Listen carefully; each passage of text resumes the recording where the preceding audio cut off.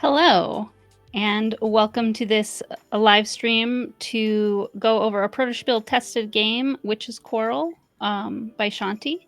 And I'm joined already at the very beginning. We're already ready to go. We're going to get right into it with my first challenger, Lane, who's a friend from Shanti's Discord server. And special guest, Shanti's here too. Can we hear you now, Hi, Shanti? can you hear me? Yep, we can hear you. Look at that Great. transition. Awesome. That's Thank you. professional.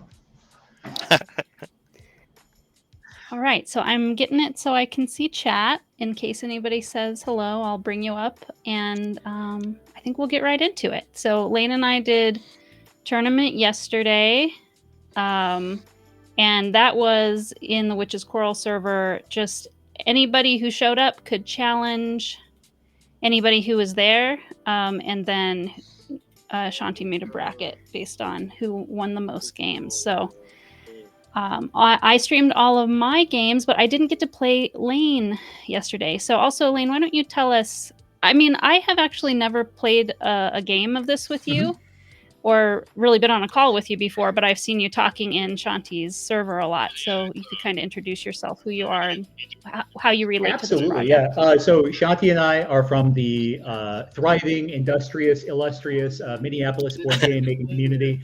Shanti and I have known each other for a long time. I remember when he was first showing this game off, maybe 6-7 years ago, and me being a big fan, my eyes lighting up. Are you serious? Are you serious? It was that Only 5 years. Only yes. 5 years. Maybe getting closer to 6 now. Oh man. Well, like maybe I'm like pushing on that a little bit because my game has been in the works for like 10 years or something. So I feel a little bit sensitive about that. But yeah, no, I remember my eyes like really lighting up when Shanti first showed me this game of it being like having so much depth and being so short. So I knew I had to like become like at least a little bit of a part of it. I've been playtesting this for a long time, and it's been really fun to watch it come along.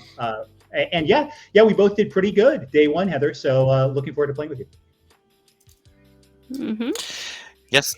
And my history with it is that I have play tested the end game. This is an end game tournament, just as a CYA at the very beginning. Everybody, this is a legacy game where content is released slowly from your, and the idea is that it makes it easy to learn it because you only have one new card at a time to learn. But in this play, we're going to have all the cards that you'd have by the time you're done with the legacy, and we're kind of showing off. It's still a fun game after you get done with the legacy. The legacy is just not just, but it almost just serves as a fancier way to open like put together your card catalog of a finished game that's then just fun to play afterwards, unlike most legacy games where it's kind of ruined now. Like everything that was fun about it is over once the story's over. That's not what this game is like, and we're demonstrating what it's like at the end. So this means that there are some mechanical spoilers, but we're going to avoid talking about the actual story spoilers.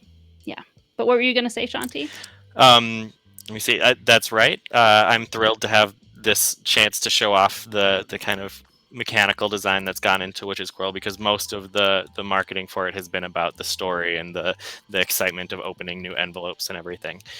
So today we get to just focus on how you play the mechanical game and how it stands up. And I also wanted to say that while Heather and Lane are playing this semi-final best of 3 match, John Dankus Dad and Brainy Games are going to be playing the other semi-final to pick the opponent for that game, for the finals.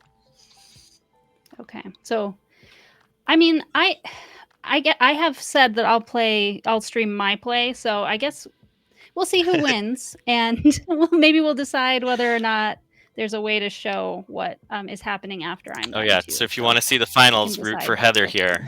So I've got Sorry, Lane. Okay, well, here.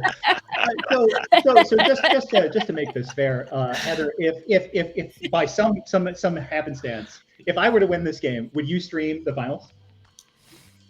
I'd be willing to. Yeah, I'd be curious to see who won myself anyway, so might as well. Yeah. Great, then we can jump in commentator mode and really analyze every move they make. Yeah, that's true. That's true. There was a question on my mind, but well, we first have to decide. Maybe I'll think of it. It's something to do with getting started here. So let me see who goes first. It's you, Lane. So you get to pick your witch first. Oh man. Okay. Well, Nydia got me this far, so I'm not picking her. Oh wow. See, this is where I said I feel like Nitya is like challenging to play super well. Like I know she's good, but I feel like that's the thing though. You have played this probably more than anybody other than Nydia Shanti, has so. definitely a small brain, big brain thing going. And so she's great for a tournament. Like even if you're feeling like stressed, you can pick her and you can go her like small brain strategy. It works really well. What do you mean by small brain? What I mean is, if you really want to, you can get into this grow business, and you can even do some cool transform turns.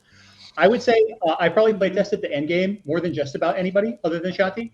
I am still not very good with these cards. This is a real challenging setup to use. I've seen it be very powerful, but the small brain side of her, it's just like setting up really good defense and really good like basic economy with heirloom tomatoes. So I think that she's just like really good no matter what sort of a mood you're in that day. I think so. What do you have to say about the thing that we saw happen a lot yesterday, which was that I'm not saying I'm going to pick Yifeng yet. I want to talk about this. So, what do you say? Like Yifeng makes. I'm trying to find the card. I should have just popped him down in here, like this. This would be faster. Tap kind of makes heirloom tomatoes just annoying. They only help Yifeng. That's the way it felt yesterday. What am I missing? Well, specifically with Tap versus heirloom tomatoes, Tap is, I think, a card that I really have come to appreciate the design of, because it is an early card where it's like, wow, this person's being a jerk to me, but it doesn't really hurt you that much if it gets used on heirloom tomatoes, because you are denying me some resource, but you're also pushing me closer to a card draw. So in a subtle way, it's not really that bad for the Nydia player if you tap the heirloom tomatoes. Where tap is really as long as you don't get all upset about it and then like make bad plays because you're grumpy and calling Yifeng a brat. Yeah, no, what I think is great is this game teaches you little emotional lessons, and to be a good Nydia player, you actually do have to calm down and be like patient about things. And honestly, with Yifeng, part of her the lesson that you got to learn with her is when too much is too much. I've seen some people play both of these cards, burn at both ends, and eye for an eye yesterday, and that is just scary stuff. Like people are burning themselves out. It's great. You wanna pick one or the other. Probably. What I did see happen a lot yesterday is we had a run of games where Hemlock showed up game after game after game. And I will say, I do think Tap is particularly strong when Hemlock is in the game. So I'm really hoping we don't pull that into this round. Okay. What are you typing? I'm terrified.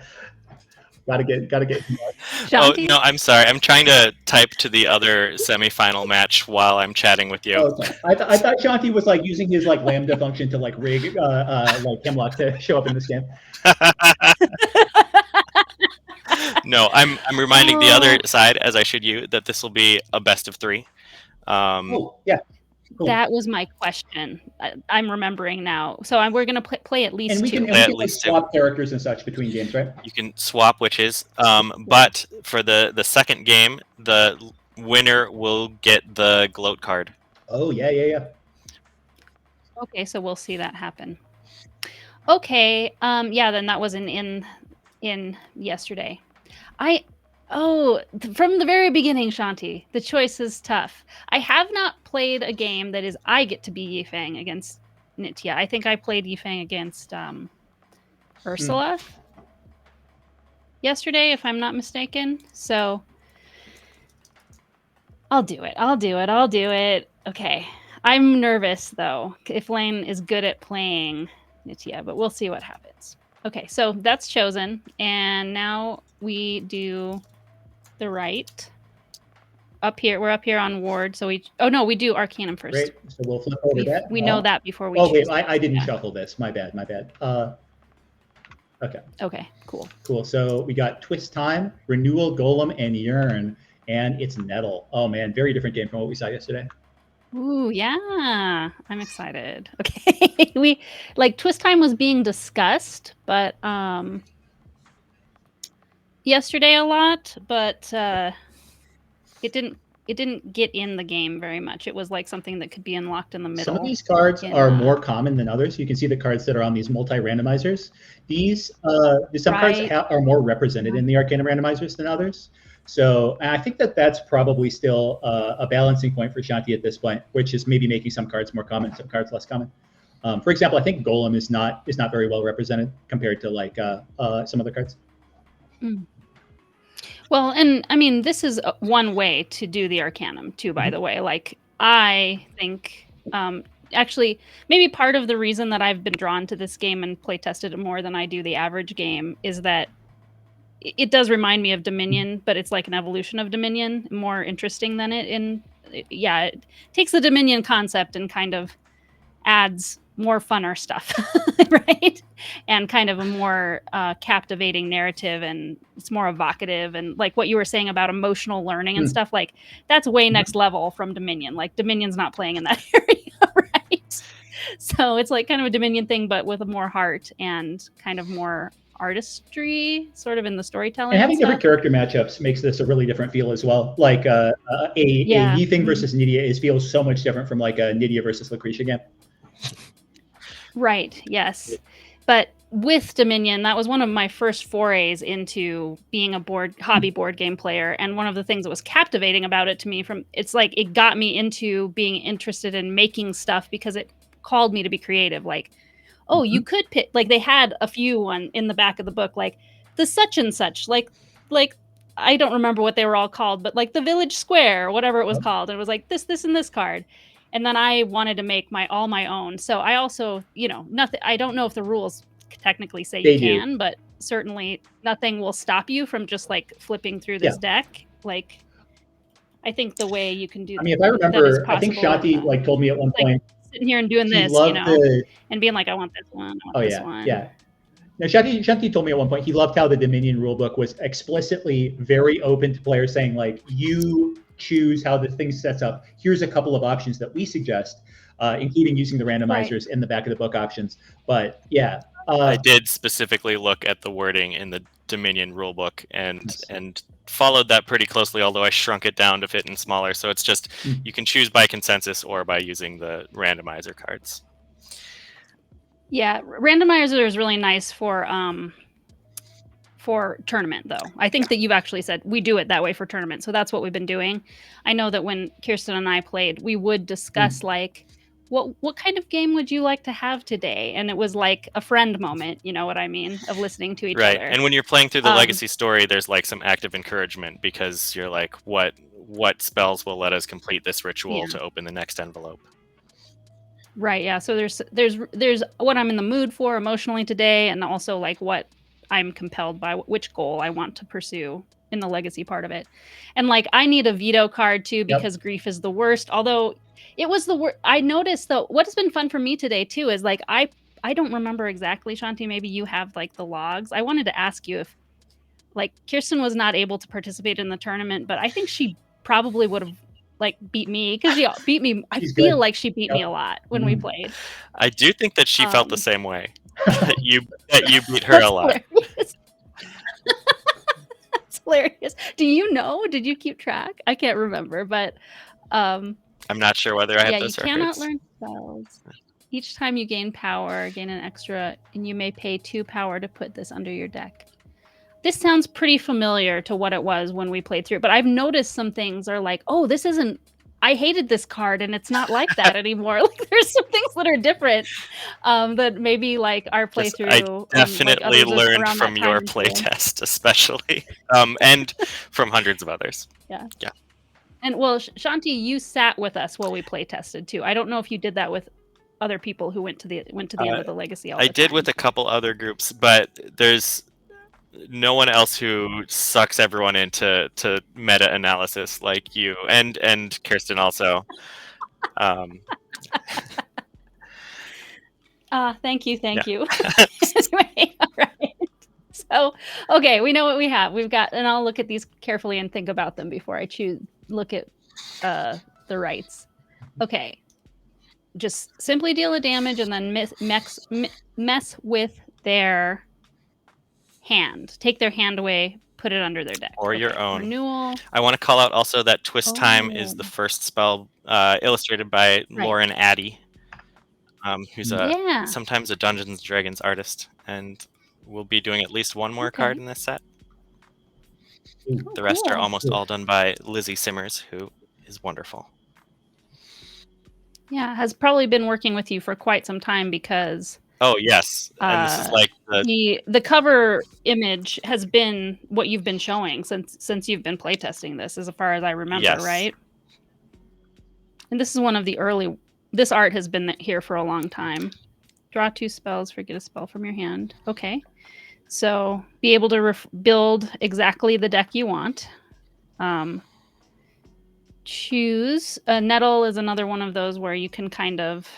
I like that too, that there's several cards in this game that are like...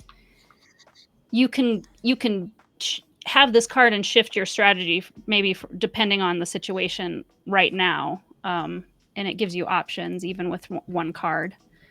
But the stem of Nettles is gain 2 power, leaves is deal 1 damage.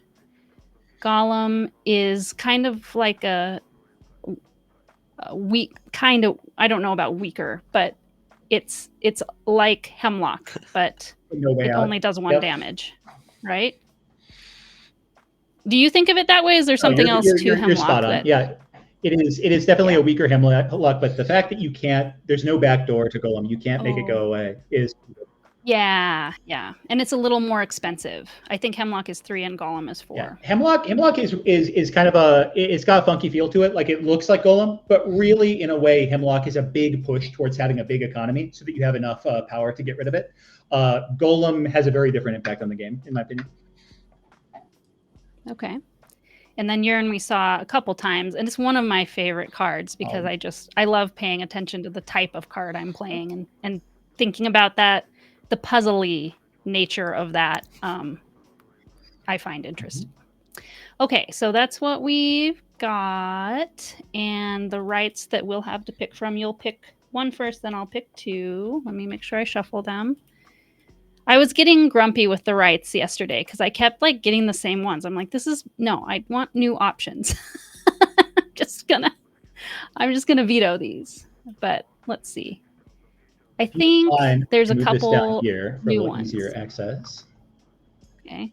Oh, let me find where you are. Okay. Okay, I'm picking first, huh? Oh boy. Yeah. Oh boy. Okay. So, oops. Well, I'm just gonna zoom in further.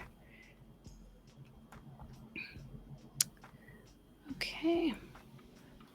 3 different spells. Banish up to 2 Arcanum piles. Deal 1 damage.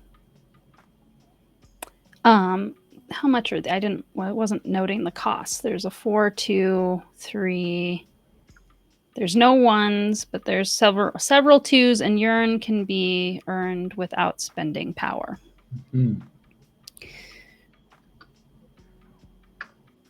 Reveal a hand with 3 identical spells. Oh, remove 1 lingering spell from the game. Interesting. I mean, I guess I have some questions about the boundaries of that. It has to be lingering, like while it's lingering, when it comes to be lingering. Yeah, lingering refers to like it is the status of the card. So even though Golem says lingers, you couldn't remove this from the Arcanum, is my understanding. That's correct. You could remove it from somebody's, yours or this is the one other of the very person's, few ways out. In the lingering space. Yeah. Patience, block 6 damage in 1 game. Use Power Stones to track. Oh, I think I totally had this and was totally forgetting to track in my last game yesterday. Now that I'm looking at it, I'm like, oh, yeah, I need to track that. That definitely happens. Empty your mind. Any player tries to draw from an empty deck. Oh, wow. There is renewal in this game, which is a, draw extra in the middle. So that's a thing. Oh, and you got to pick between study or impersonate. Those two things feel very different to me in category of card.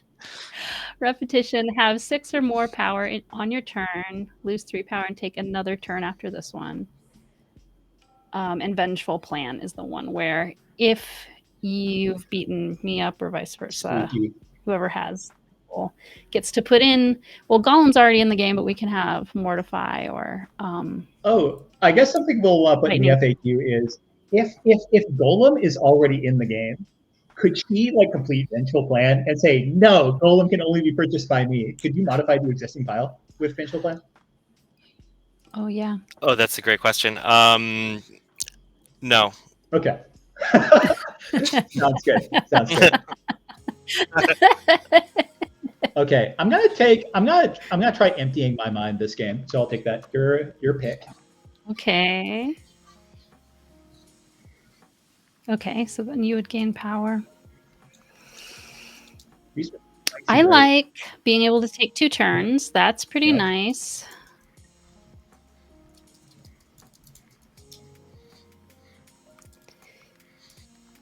One of the games I won yesterday was with Blood Oak. There's not a lot of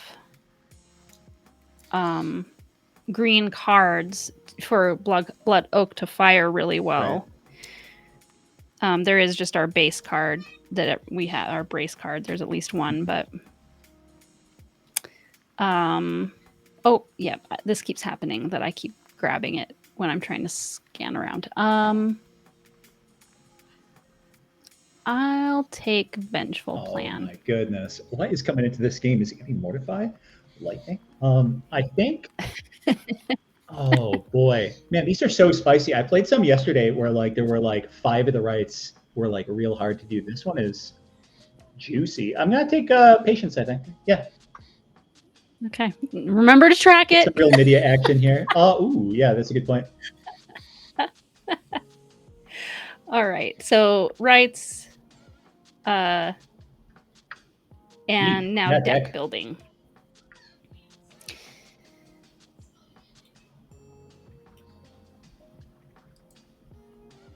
Now I'm trying to remember what I picked in my Yifeng game in which I won. I remember one thing about it.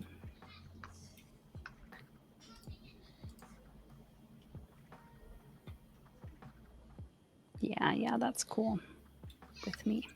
Seems pretty cool.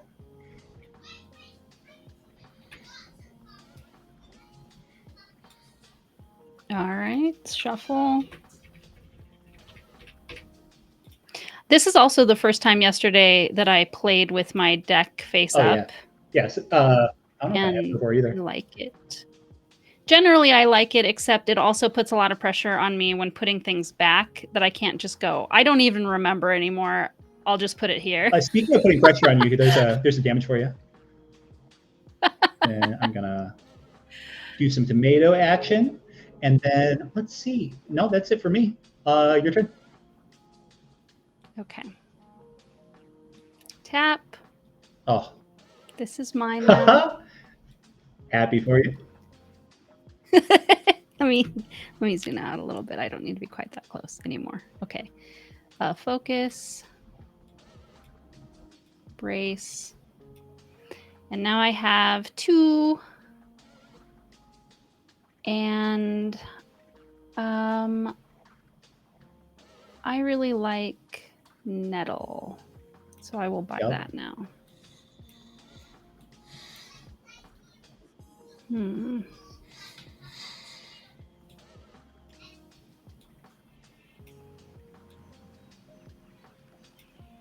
Nope. Yeah, Nettle's great. One of my favorite cards. Also, just a beautiful card. I really like the way that one looks. That Shield and Lightning Bolt might be my favorite, or Lightning. I'm gonna. Yeah, Lightning. I'm gonna Roots. Roots goes on the bottom after I play it. I'm gonna Brace. Oh, I forgot to take my tomato. Heartless of me. I'm gonna Focus, and then oh boy, I think it's time for a fresh start. I'm gonna get Renewal, and I'm gonna put some cards under my deck. Over to you. You wouldn't tap me 2 turns in a row. Oh no. Actually, yes. Mine now. Well, actually, it doesn't matter which one I take. I can take either, but I'll That's just take true. that one. Oh, actually, it does No, matter based I on what would you be just able to draw a said. card if you did that. So maybe you should take that one. Yep. Yeah. That's better. Yeah. Helps you a little bit Mhm. less, as we were discussing earlier. Determination.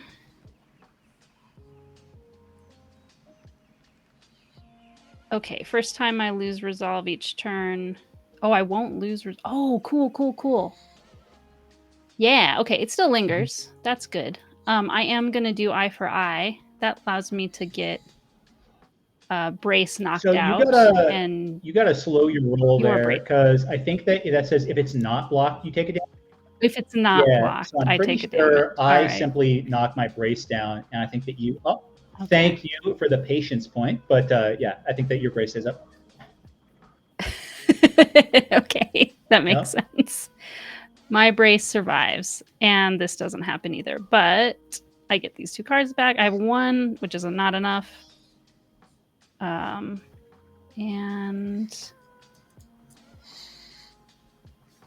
yeah.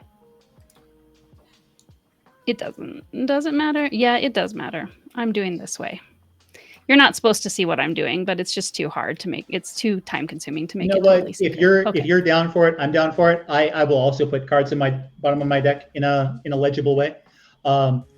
It's not like optimal, but I think it's just like so much better for the speed. Let's see. So I actually think I gotta say you did like the perfect line there, because if you had taken it off of tomatoes, I'd be able to renewal and activate my empty your mind this turn. So I definitely appreciate the play. I like the play. I'm gonna renewal. I'm gonna get rid of. Yeah, I think I'm gonna get rid of this Scorch actually. So I'll forget this and forget this, and then funky. All right, I'm gonna play this Roots for a power. Oh, I see. You're putting it over here. Yeah, into a separate like to be forgotten. So. Because you wouldn't be allowed to. When you're done, this goes over here. Got it. You right? got it. Yeah. Or actually, they both do. Okay. They both do. We weren't playing it that way yesterday. I'm sorry. I'm sorry. What's the? Both. This one is also going to go. It does go. Yeah. It goes back to its own little pile over there. Well, I was putting it in my personal back in the box. I didn't use this for my deck pile. So but that is not this doesn't always come up, but yeah, it might end up mattering actually, because this Scorch is now a thing that you can buy. Yep. So. I might just do that. Yeah. We'll see. Yeah. Oh man, now I've actually got like kind of a weird question. I wonder if you have Eye for Eye in your hand. You definitely have Eye for Eye or Nettle, so you could pop this Brace, which would be kind of a shame. So I'm going to be drawing. Okay, so I do want to buy. Ooh, man, wacky situation. I'm going to buy another renewal, and I'll put these on the bottom. Cool. Back to you. Okay. Let me see.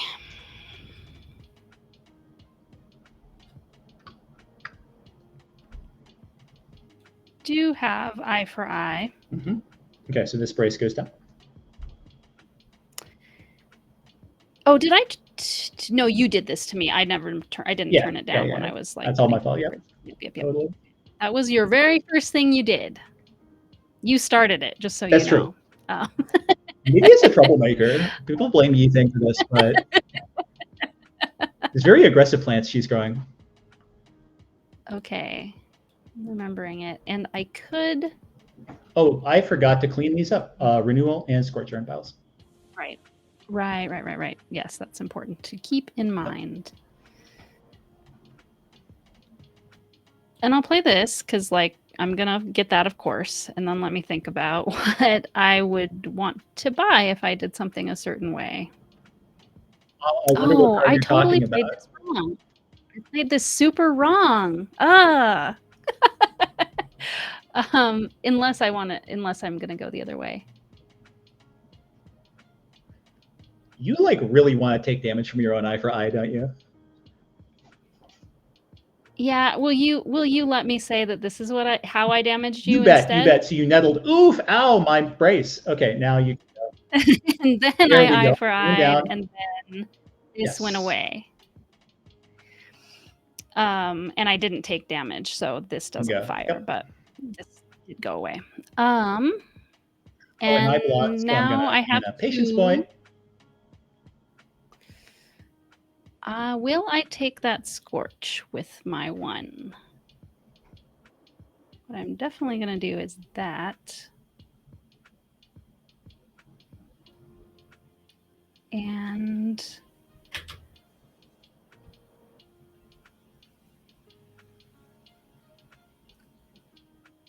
I get so attached to Yearn. It might be my undoing, but I'm going to take a nettle, actually.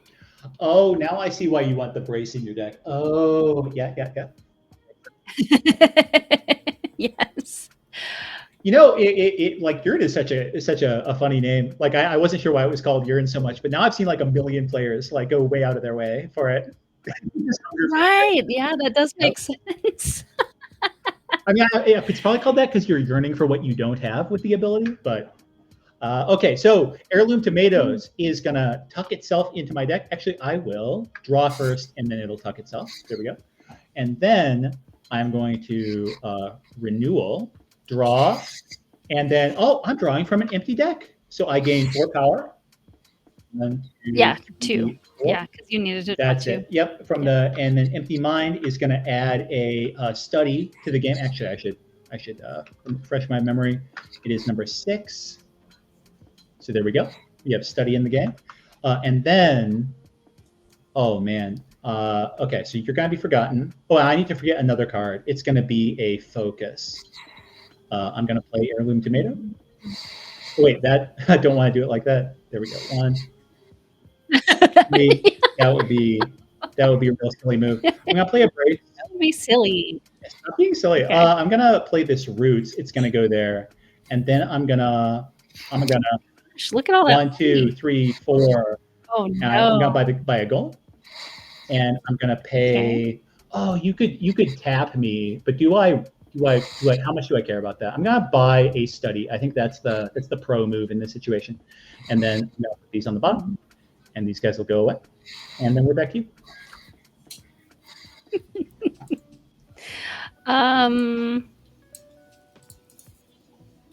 Yes, I am going to tap you. That is correct. Rude. Play. Play brace. And play nettle and get a Yearn automatically. Too true. And I gotta decide how I'm going to play nettle. You have a brace out. Yeah, I'm gonna attack you with the nettle for 1 and knock out your brace. Okay. Oh, patience split. And then this one. This one. That's a brutal turn you have cooking up there. This one. And that stays out. Okay, yep. That's it for me. Okay. Great. All right. Tomato Factory does its thing. Study does its thing. Roots. Oh, you better believe it's going to do its thing. It's going to go to the bottom. Come out, no. And I'm going to pay for another golem, and then I'm going to put some stuff back where it belongs. Your turn. And that's only at the start of your turn, so nothing else. Little on the slow side, for sure. You don't even have anything blocking anymore. I'm wide open. Okay. I'm defenseless. Yep. Okay. I'll take a focus and then the nettle.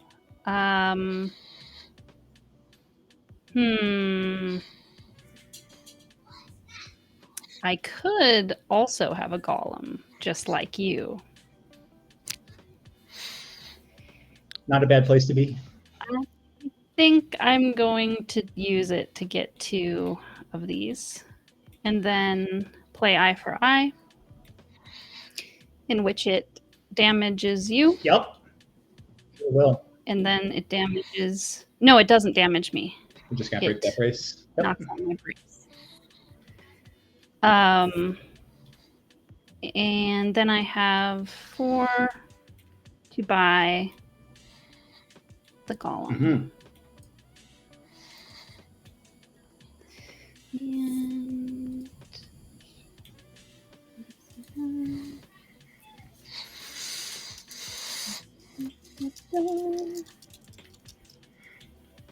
there we go. All right. Please hand me 1 tomato. Oh no. Oh, that was crazy. My card all the way across the screen. There it is. How is that happening? That's happened a couple times. It's just, I don't know. It is a hard to reproduce screen top glitch. Yeah. yes. Hard to give notes on. Oh, Here no. We go, the Golem Crew. Oh, by the way, I totally forgot. You're taking 1 damage, and that entitles you to 1 power off of your determination. Oh, when that... Yeah. Oh, sorry. It happened at the beginning. Yeah, I forgot to call it out at the beginning of my turn. Yep. Yeah. Okay. And then let's see. So I have played a red. I'm also going to play this blue and green in the roots. That's going to give me a power. And since I played 1 of each, I will also gain a beautiful urine. I'm going to play a brace. That's going to go into play. And that's my turn. Over to you. I'm so screwed. Okay. We'll see what happens. Yeah, so I can tap you. Why wouldn't I do that? Oh, no. I'm sorry. I have to play this first and then do that. Okay. And then because I do that, that's going to deal me a point of damage. Huh? I do a damage, knock out your brace with that. Okay. Yeah. Yep. And a patience point. Right. Okay.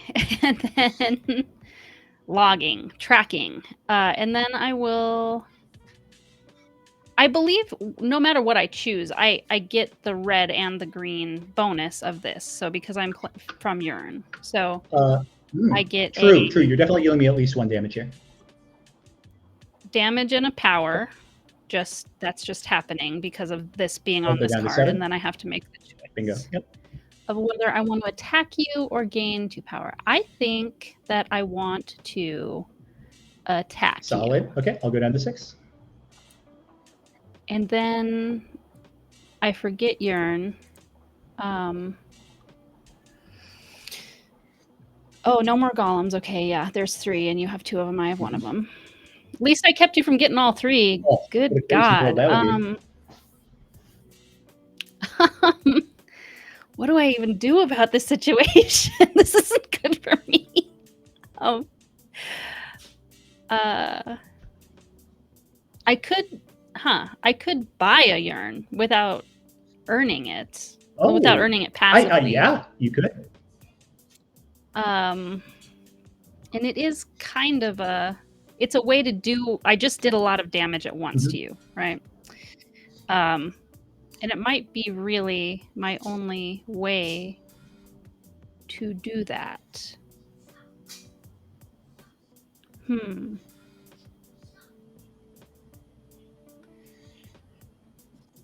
I don't think I want to do it this turn. Do I want study or focus or scorch? Oh, I'm not even thinking about this. Good God. What happens here? Okay, I've got to get behind you in... I don't think that happened. I think a stretch. We were never more than 1 apart, and I've pushed you down past me, and 6 or more power on my turn. All right, so I'm not going to spend any money. I kind of didn't want to spend money anyway, so that works out. This is an exciting confluence of strategies here. I'm glad you think so. I feel like I'm flying by the seat of my pants here. I kind of love how I had like a little plan and you managed to disrupt me. And I think I've gotten back to decent footing here, but we'll see. So start of my turn, I will take a tomato and shoot you twice with these golems. Oh, maybe with the golems I'll be able to get... You might be right, because I'm also going to yearn. and then I'm gonna study and roots. This one. And so you're gonna take 2 more out. damage here, and so you will vengeful plan Oh. successfully. Okay, 2 more damage. Did I do the right amount of damage? 2 more now? I didn't get confused in the middle of that. I was on. Looks to me 8. like you did the right thing. Yeah, so you should be at 4. Yep. And yeah, okay. And I lost determination, but I got a power for it, and I just came to be. So you have triggered my vengeful plan, No! Nitya. Okay, I can add lightning, golem, or mortify. Oh, lightning is so good. All I have, lightning. Do I get it for free? You just get to add it at exclusive I'm rights the to only it. one that I can that can learn it, but I do have to buy it. I mean, yeah, mortify is more useful at the beginning of the game, so I think the decision is clear. I don't know if this is going to save me, but okay, sorry, that's not working well for a zoom in strategy. Oh, I keep forgetting to look at the number. There it is, though. I found it.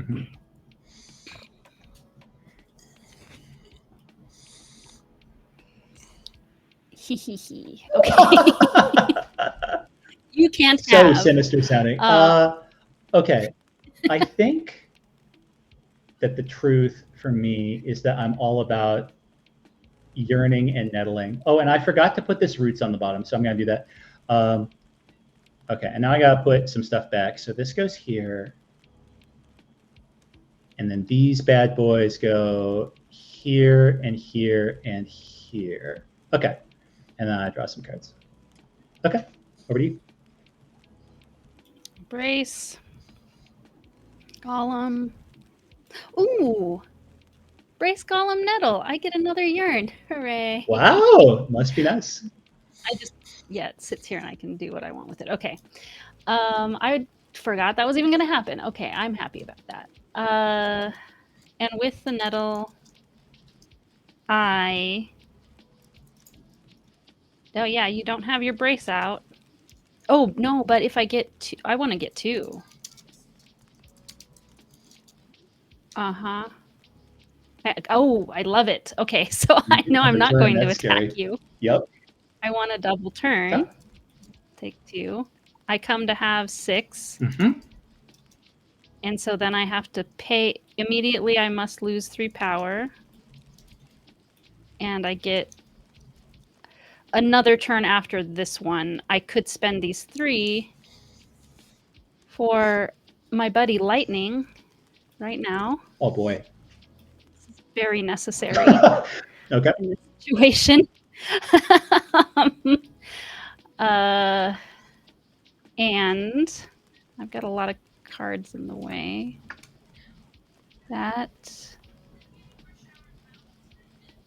Oh, fantastic. Fantastic. I am coming. You are going to have to kill me right now. I'm loving don't want to die. the enthusiasm. Unfortunately, I don't have a turn right now, so. Right. No, I mean the one after this one. I don't think I can get you in this one. So this is my next turn. I focus. Tap. This will be mine. And eye for eye. Huh? Deal a damage. So I'm gonna knock out. Oh, I'm gonna knock out my own brace. Oh, is this a terrible? This is a too much is too much moment, isn't it? Hey, because you can get me. I think twice. It's been great for you this game, but it depends on what you can. I can't remember what. This is the moment I want Yifeng to experience. right. I can hold it. I can hold it and not attack you. So I'll set it 6 for now. Then I can't. Oh, by the way, I am going to take a damage because your golem shoots me at the start of your turn. Oh, thanks for reminding me. Okay, and this also goes away. This is done.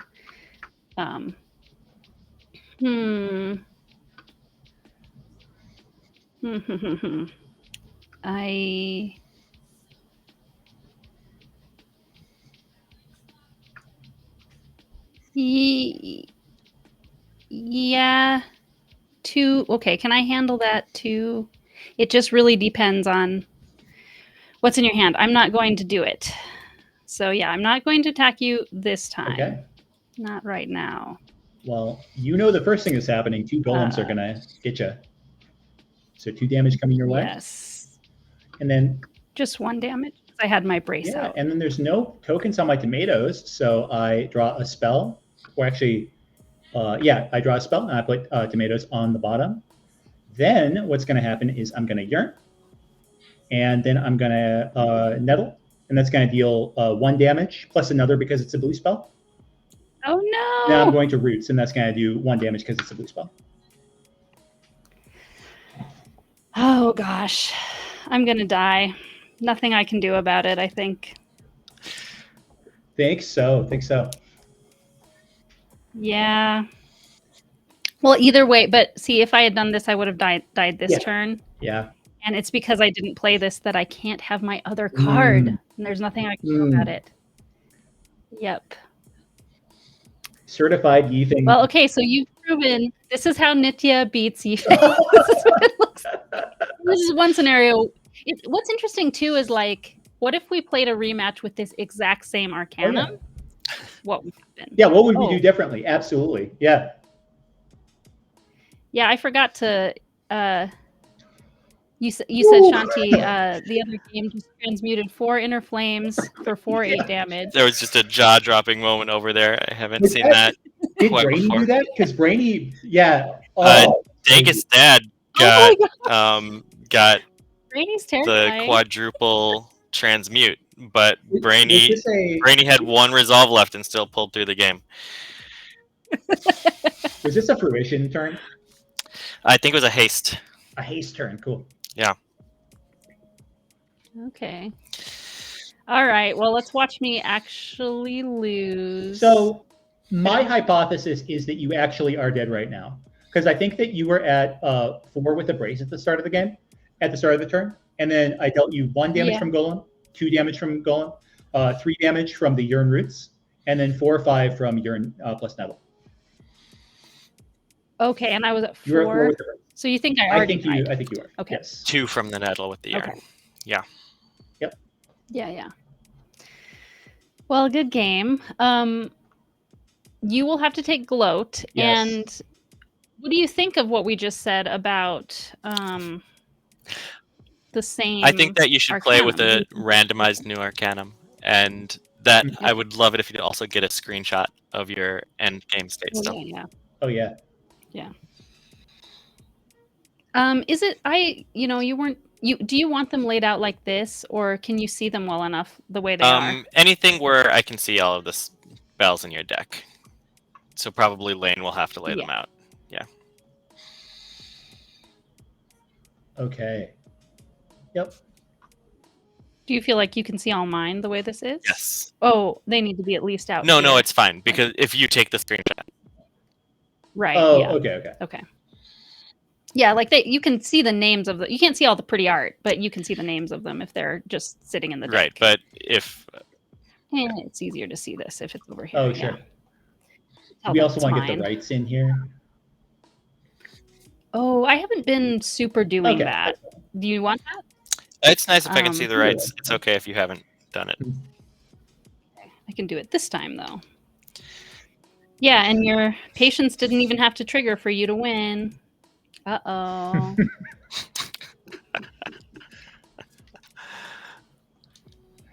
Yeah, I wasn't sure. I wasn't sure about that. I thought maybe you would go like way more in on like metals or something, and that would kick in, but didn't end up mattering.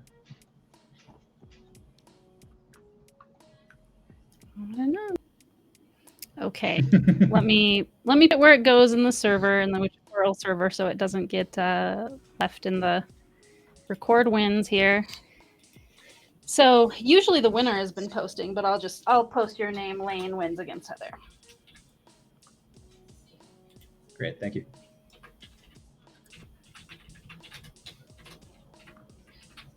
If you don't mind, I'll start cleaning up here.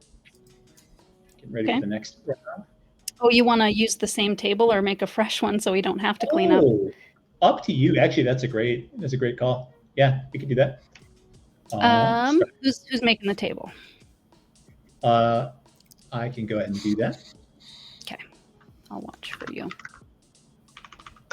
Woo! It looks like the other players just tied up their series 1-1. Oh, very exciting. Wow, much faster than us. They're probably, well, yeah, they're not talking to the audience or doing any commentary. I'm sure they're just like, let's play this game. Oh yeah. Okay, Heather, I'm sending you. Actually, I'll send both of you the link on just this. There we go. Our little chat here. Okay, sounds good. Thank you.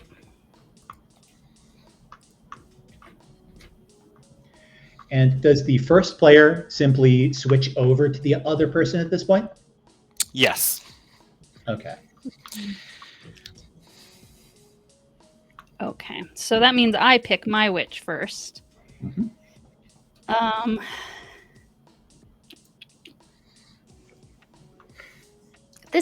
I'm already stumped. I'm really pulled between Yifeng and Ursula, but I think I'll do Ursula for the variety in the same stream, I guess. Couple of great choices. Okay. Sounds fantastic. Yeah, let's get in. Let's just represent everybody. I'll pull Lucretia. Yeah. Okay. I feel like, personality-wise, grown up a little bit more like Yifeng, grown up a little bit more like Nitya. A little bit. Kind of. They're not the same, but yeah. Okay, we got ourselves a cascade. Look at that. A flare. We're in 3 heaven right now. Scorch and haste. And then we got Twist Time back for another round. 5.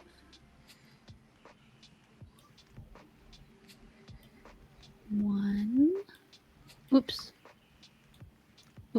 Sorry, we're both doing it. We're good. We're so good. And yeah, we have plenty of red. And now we do those. Yeah. All right. 1, 2, 3, 4, 5, 6. What was such? Do you like looking at them over here? Because that is totally fine for me. We'll pick first here. Flare is forget. Were you? I'm sorry. Did you ask me a question that I didn't clock? What did you say? All good. I was just asking you if you had a preference on where the rights are. It really doesn't. It super doesn't matter. Oh, it's fine. I'm zooming in on them up here. So Yeah, if you don't move them, it'll be faster, I think, for me to just keep showing what I'm showing. Yep. Oh, wow. Do any of these linger? This is kind of neat because it's the best 2 out of 3. Braine will now have a slight advantage in the third match, while Dank's dad gets the gloat. Ooh. Oh, true. None of these linger. Interesting. Is there anything?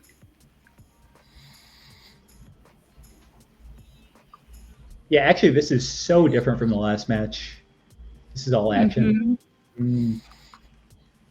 8 plus power.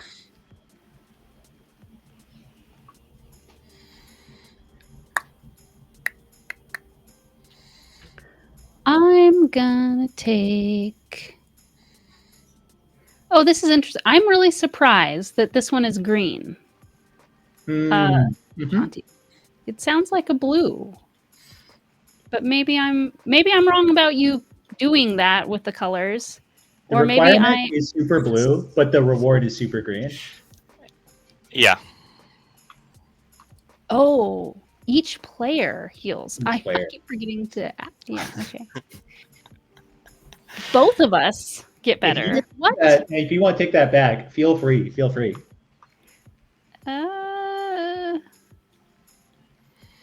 No.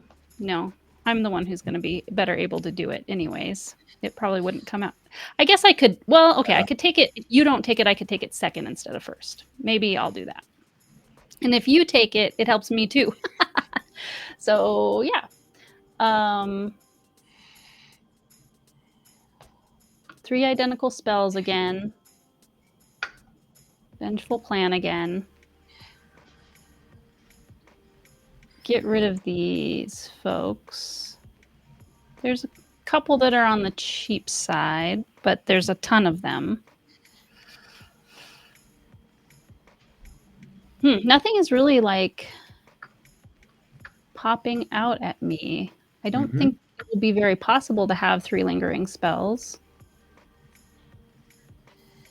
I could just I could just take it so you don't have it. So I'm doing a hate draft instead of a my heart wants it draft. It's pretty good. Remove it from the game, right? So you could make it so that my Brace or Prudence doesn't get to live. That's super interesting. Yeah, so that means I'm definitely not taking Sow and Reap. That would be super bad. Ooh, let's just go for a Vengeful Plan. That sounds fun. And then Splendor. Splendor's kind of crazy because I have to do it, and maybe I don't want to. So maybe I'll take Magma Vent instead. That seems cool. All right. You say you have to do it. Right. So yeah, there could be a situation where I don't want to heal you, but I hit 8 power and I have to. So not the best. One of those times you get 8 power without wanting it. You don't have to get 8 power in the first place, though. That's why I was like, what do you mean you have to? I can't help myself. I need it. All right. Yeah. Is there any world in which I go waste?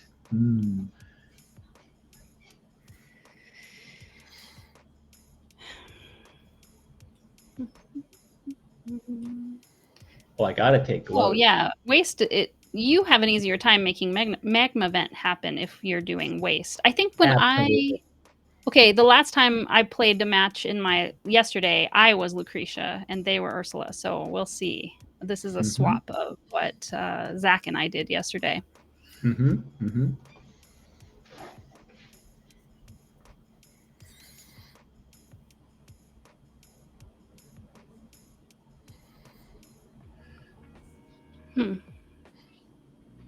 I always imagined the Ursula Lucretia matchups as being a little bit more bitter than the other ones. Oh, really? Just because they're 2 adults, they can let loose a little more. Yeah, I'm not sure if like. Are you saying? Well, yeah, I'm trying to be careful about story, but I can't think of any reason that they particularly hate each other, and so that's what you mean. You're not saying that they hate each other, but like,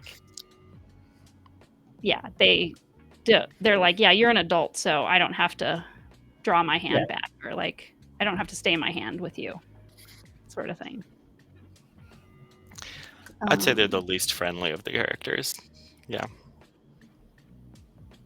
Between each other, you mean? Right. Yeah.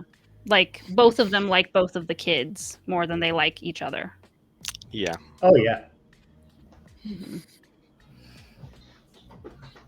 That makes sense. I'm trying to... So what do I get if I do this?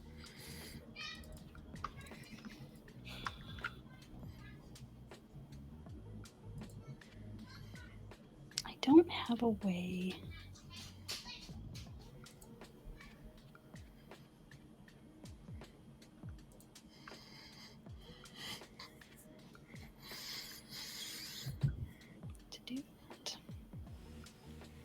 I think I'm doing that. Okay, I'm finally ready. I have no idea. I say that a lot when I'm playing this game. Let's see what happens. I don't know what I'm doing. I know what I'm doing a lot more than, a brand new player, I'm sure. But it definitely keeps me on my heel continually, like kind of no matter how many times I play it, I continue to feel that way. I think that's like the crazy paradox of this game is that like I think a lot of people will come in and see like a game with 5 cards in the Arcana and be like, wow, that's much simpler than like Dominion. But every card matters here, and so like boards would be so different from one game to the next. Yeah, and you have, and our starter cards make us different from each other, and there's the dynamics of playing. Like I I feel on my heel because I'm like, oh, I haven't been Ursula against Lucretia recently. Oh, yeah. You know what I mean? Like, I don't know Mhm. what's going to happen given that. But yeah, we'll see. You're ready, right? I'm bracing. All set. Yep. And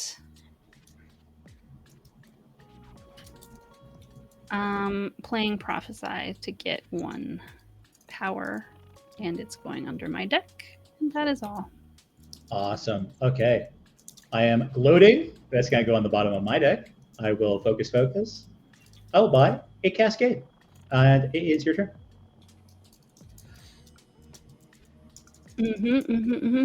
Okay, I'm gonna play.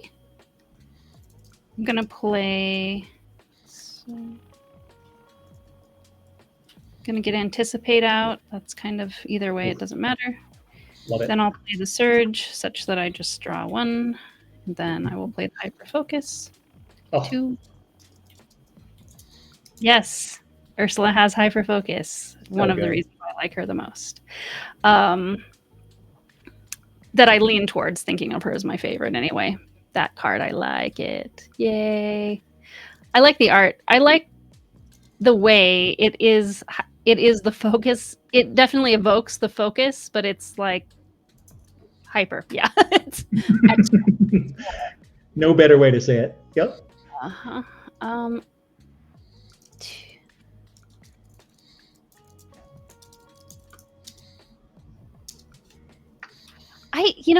I think like Zach was talking a lot about Twist Time being super compelling to them. Like, oh, I can have it. I want to do that. I think that I struggle to. I don't really know what it's going to do. It feels like a wild card thing. I've struggled using Twist Time a lot. I feel like in this sort of like open deck situation where you can see the cards in your deck, it's a little easier to tell, is Twist Time going to draw me into cards that are useful right now? Mm-hmm. Yeah.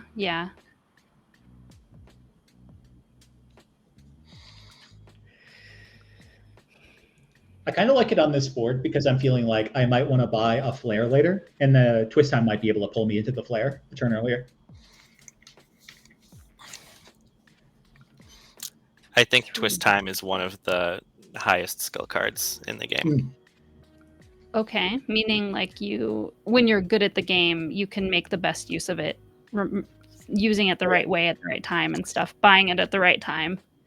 Yes, is part of it. And countering it also, because to counter it, you have to bluff how you're stacking your deck. And we're also kind of playing, because we're on screen top and doing a stream and everything, like we kind of are seeing what each other are doing more. And that bluff is, well, we can bluff by putting it in our hand, and it just makes an extra step on screen top is all. Yes. In real life also. Yeah, true. You have to pick it up, shuffle it around, yeah, and then do it. Instead of just doing it right in front of them. I'm trying to decide if I want to Scorch. I do want to Scorch. Good card. And then these two are lingering.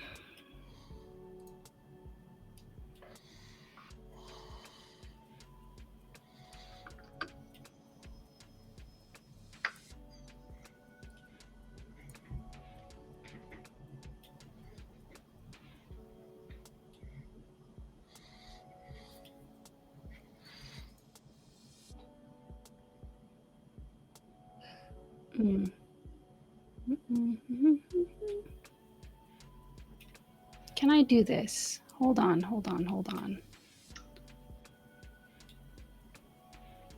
I don't even know if I want to do it, but I might be able to, so maybe I'll try to do it. People even know what I'm talking about. I mean, I got a feeling, wait a sec, if I hate you, then you can anticipate to draw that Surge and then possibly draw more cards. That sounds fun. Okay, I'm ready. All right. Well, So this is the surge, right? So now would be a great time for me to play this distract, draw a card. Here, I think that you will enjoy being the winning player. I'll put this gloat on top of your deck. I will cascade, gain a power, draw a spell. Then I will inner flame you, hit you for 1 damage and gain a power, and focus to gain a power. Okay, so okay. I can, yeah, okay. And I think now is when I enter my When score. this blocks, if this blocks, I draw a spell. Put a spell from my hand anywhere in my deck. Mm-hmm.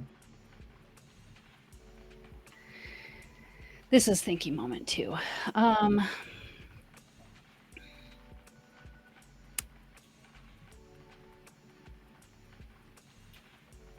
It would be there.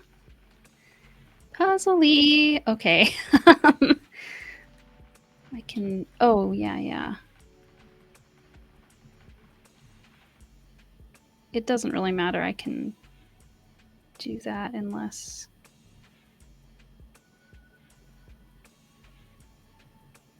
Gosh, what the heck is even going on here? Anyway, it blocks. I draw a card, and then I put any card that's here in my deck where I want to. Mm-hmm. I'll put this here. Then, and it goes away, right? And then put this under your die, yes. Mm-hmm. Okay. There we go. All right. Yep. And this is where I enter my Scorch Arc, buying 3 Scorches. And I will put these guys under my deck. Might have to think about this one for a sec, but I think we're going to go like this. Okay. All right.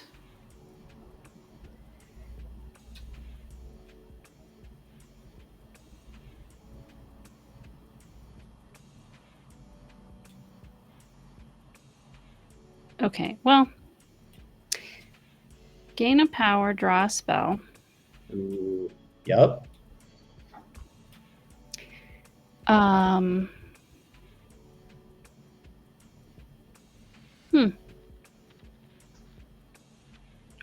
Why not do this?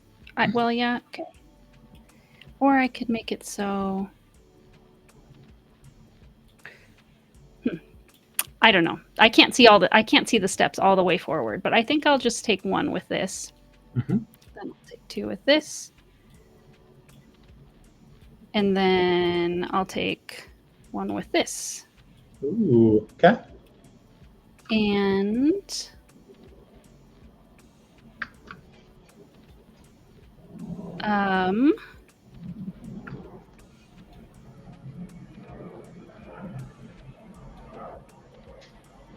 I keep looking at these like it's a combination of yeah. Whether I can do it and also whether when I do it I'm happy about it down here. That is kind of a confusing combo that I'm having. I don't feel like clear about what I'm doing because of it. But were you worried I good with that? I have only 3 in my deck at the time I play it, so. Oh yeah, I was just looking at Prophesize, but no, you did it all spot on. There's kind of a lot going on with that card. Totally. Right? Totally. Haste also. Have I really considered having haste in my deck? Wow.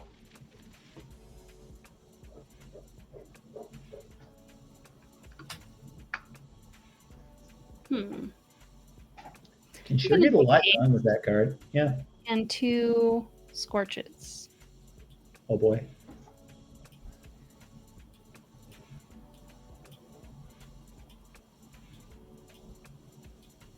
And this is puzzly as heck. Okay, I got a lot of things to consider here. All right.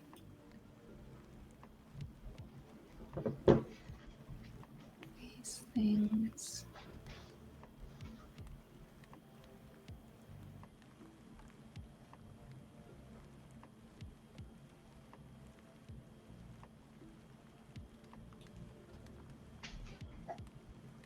Yeah, I do sometimes think that maybe the end game rights could be just a hair. Like we could take out like two complicated ones and add in two simple ones or something like that. Just a slight nudge of the dial over towards more simple rights in the end game. Because there's a lot of very, very thinky ones. And by we, I mean Shanti. These are just opinions from no real say so. But yeah, I just have felt like it's a tiny bit thinky. Gosh. This one. Yeah, where does Surge go? It's always a big question.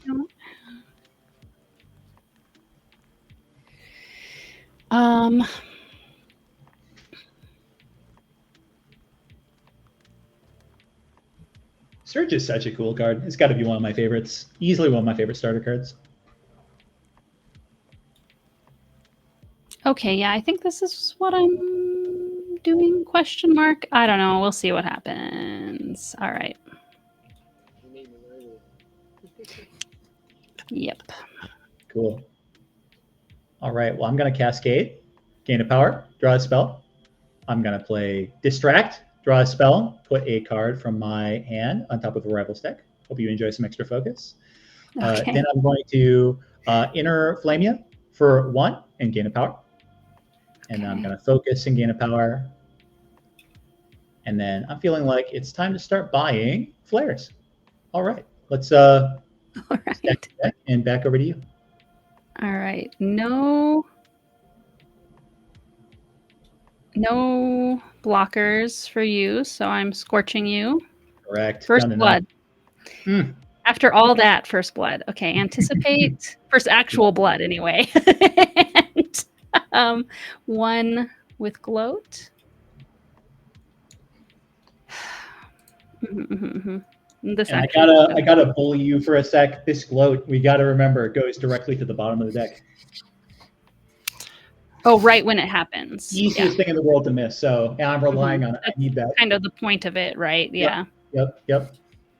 And that's also how Roots works, right? You have to put it under your deck immediately. Yeah. Then, otherwise, Roots would just be like way better than a focus. All right. And I'm not buying anything. That's me. Okay. Well, here's me. Handful of Scorches. Putting that stuff under my deck. Passing a turn back to you. I block a damage, and then I take 2. Okay, so I take 2 damage. Yep. Draw a spell. Put something from my hand anywhere back in here.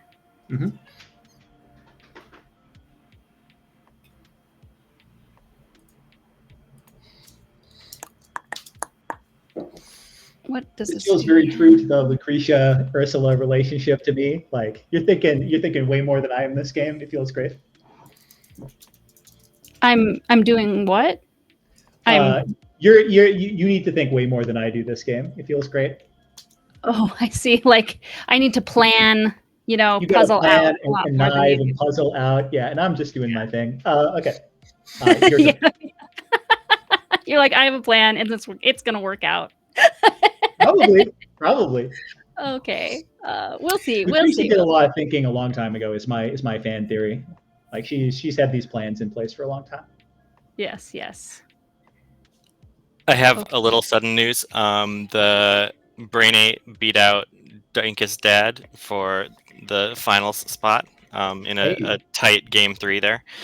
And Dinkus Dad also said they do not want to play a consolation game, so it'll be a top 4 seeding rather than a 3rd for 4th place.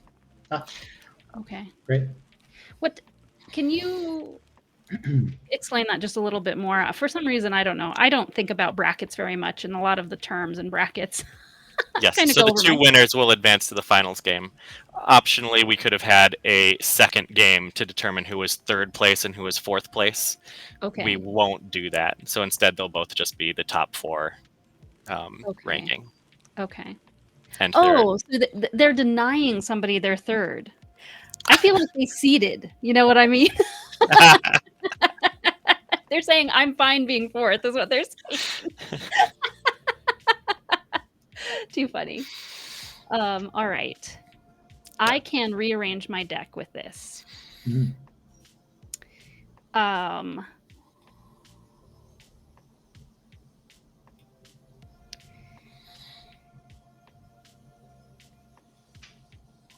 Interesting. Do you even, well, okay, but you don't even have that.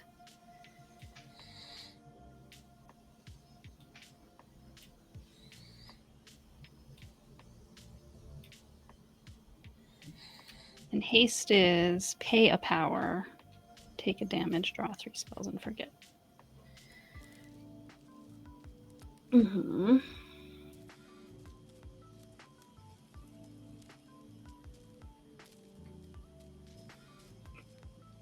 Okay. Take a power. Draw a card.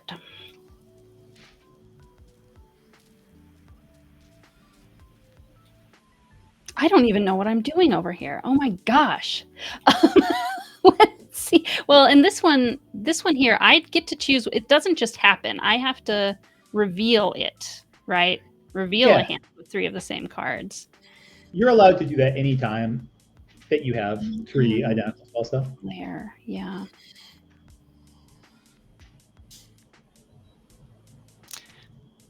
I don't have enough to do that. Wait. Gain a power and draw a spell. I should have 3. There's no way I would not have 3. I must have interrupted myself in the middle of that. I think you're right. Oh. This is the worst. You're gonna beat me, I'm sure of it. Could maybe. I'm about to hit at least one big snag here. Well, I don't know. I'm gonna pay 1. Pay 1. Draw 2 spells. Cool. And then play brace. And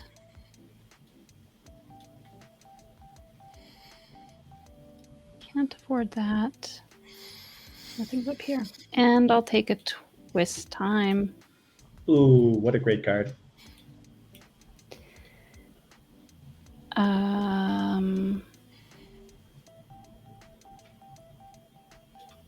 You appear to have 1 more card in your hand.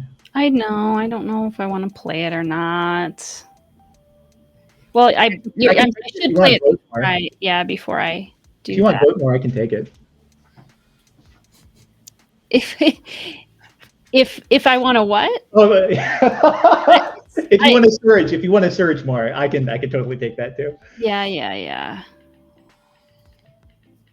I guess if I had okay. I mean, Zach was talking to me about how it's lame anytime you surge and you don't use it. I'm getting in my head about it, right? But I could afford this right now, and it's what I want more if I did play that card now. Mm-hmm.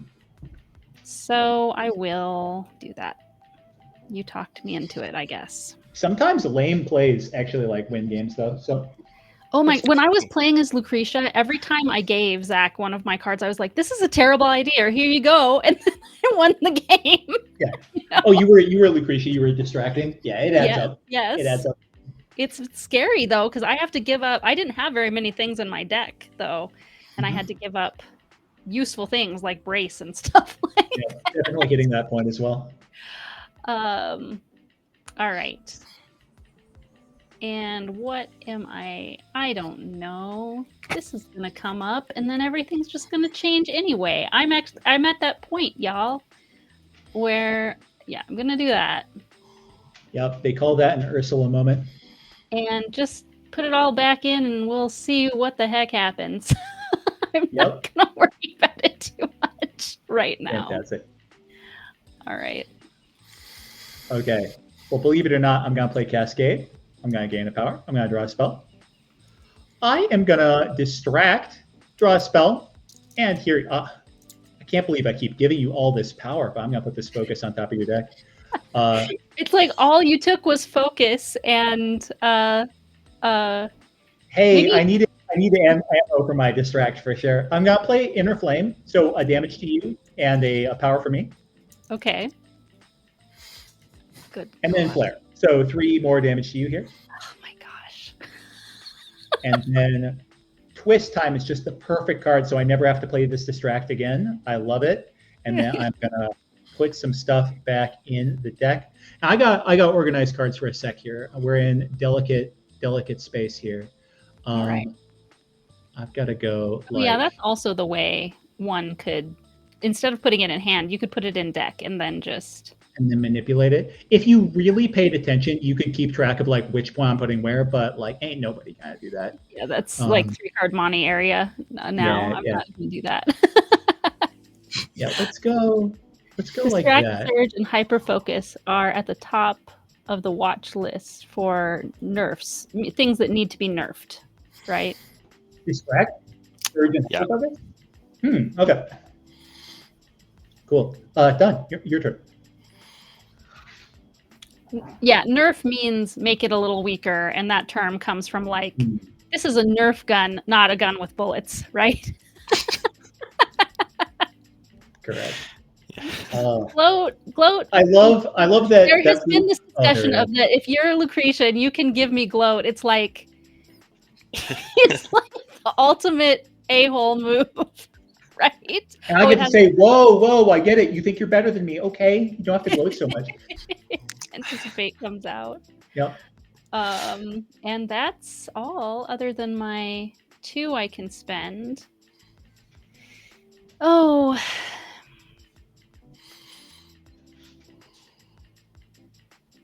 I think Twist Time is happening now. I mean, I guess when we're like,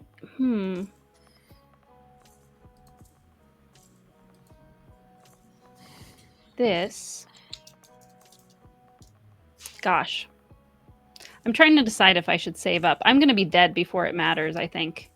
I will save up, though, because either way, I'm dead before it matters, pretty sure. So, at least you keep your Splendor options open. Okay. All right. Well, little choice for you, because I'm going to scorch you 3 times. Okay.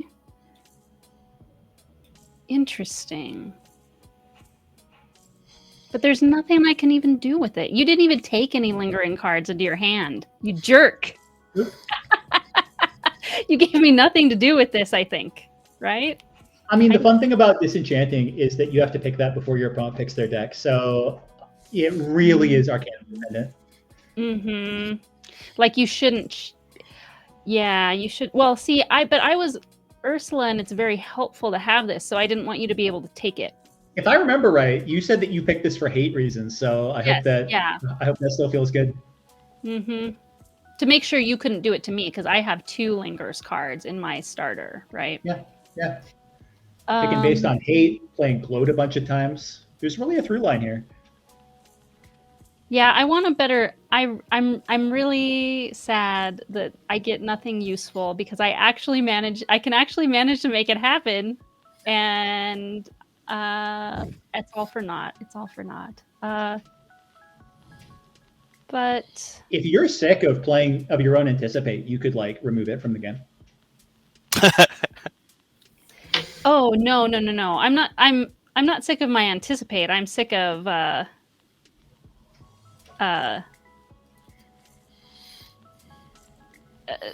I'm complaining about what happens with my right as a. You see, I'll just do it. I don't mind telling you. This has happened, to make it clear to you too. It happened. Oh, look at that. Oh, that's what you're saying. Well, it doesn't have. I could get rid of my own Anticipate if I didn't want it, right? Yeah. It's actually gone already. I mean, in practice, like why would you ever do that? I will say, if somebody could ever disenchant their own inexorable curse in a clutch moment, that would be sick. But that's true, and that does apply. All right. Okay. I'm still waiting for the business into these scorches to kick in. I think you owe me 2 damage. Right. It will just result. be Grief. next round when you're going to kill me. Oh, you actually blocked one, so you're on 3 right now, I think. Oh, okay. Thank you. Good point. And yeah, Scorches to the bottom, and I am gonna draw some cards. Your turn. Okay, I'm finally first blood, and I'm getting around to 3 damage to you. Let's go. I'm down to 6. And I still have 2, and I think there's no point in playing them or using them. Is this? Maybe I could do this. Very unlikely. Very, very unlikely at this point. All right. Okay. Inner Flame, gain a power, deal a damage. Okay. Twist Time, deal a damage. Ugh. Choose myself, put my hand under my deck, draw a spell. Okay. Play a Cascade, draw a spell, gain a power, and then 1 Scorch for you. Oh my goodness. Oh. Game. I'm not surprised that you beat me, right? I played the Endgame a few times before. What can I say? Yes. All right. Great Good game. Playing with you. Okay, I'll put more of these out. Just Oh, yeah. so like. Ugh. It is interesting how I've had some games where. I am going to have to step away for just a minute. Okay. Okay. I've had some games where I had done a lot more damage to the other person, but I already knew I was going to lose. I was right. Oh yeah. Oh yeah. What I saw, the strategy I saw coming forward. Yeah.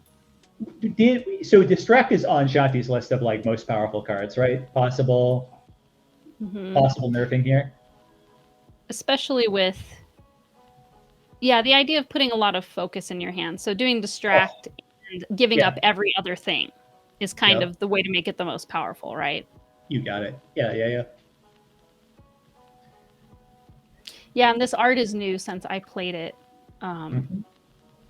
play tested it, or played through the Legacy like a year ago. Okay.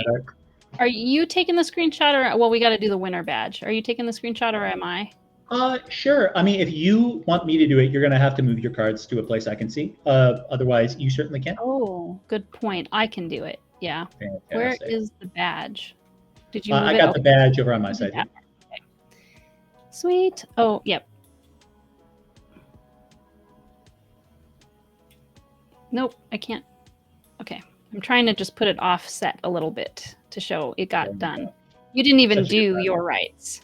No, didn't get around to it.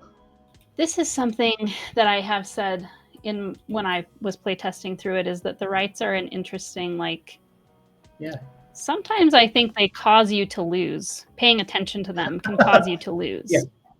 Oh yeah. You mostly need to be, if you want to win, you need to be paying attention to dealing damage to your opponent. And these are optional side things. And when a goal is placed in front of me, though, I get really hooked onto it. And so I do kind of feel like maybe I have to be. I think it's really a taste-based thing, but I kind of feel like it's weird. Like looking at this tournament, when people are really trying to win, it has felt like maybe 1 in 3 rights is getting completed, and that feels a little bit low to me. I feel like Shanti may be interested, maybe in making the rights just a little bit more impactful, because I feel like it's been a mistake to chase after them, maybe a bit too much, for my taste anyway. Mm-hmm. Well, but I think they're tough to balance too, though, because you don't want the game to be about them. You know what I mean? I think, I don't know. I guess, them being, and it's just hard to choose them in a way where it's like, okay, the thing that you do to get it, it is very tied to the thing that you get because you did it. And it makes that sense every time. You know what I mean? In fact, I think a lot of the best designs are where they have like a little bit of a pivot when they somehow come up with a magical theme that is like, when you go big economy, we'll give you some defense, or when you go big economy, we'll give you some damage, that kind of thing, where it like sort of gives you a shift in your strategy. Mm-hmm.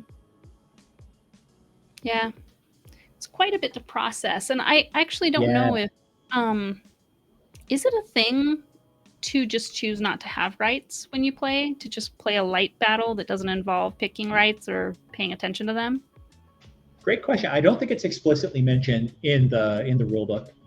Mm-hmm. I think that it sort of expects people are always going to have two rights in a game. Mm-hmm. Of course, one can do whatever they want once they physically own the game. No matter what a rule book says, once you own the game, that's part of the privilege of it, right? Out of curiosity, and Shadi could like push us to like wrap up here faster if he wants, but I was so curious about your thoughts on Prophesize as a card. What do you think about that?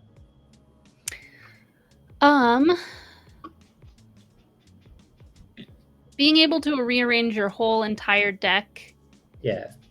I had moments where I thought, well, maybe I'm going to be not as bad off in this nonsense you're throwing me, because I'll be able to do that, right? Mm-hmm. But the thing is that if you have a huge deck, it's hard for it to come back to you.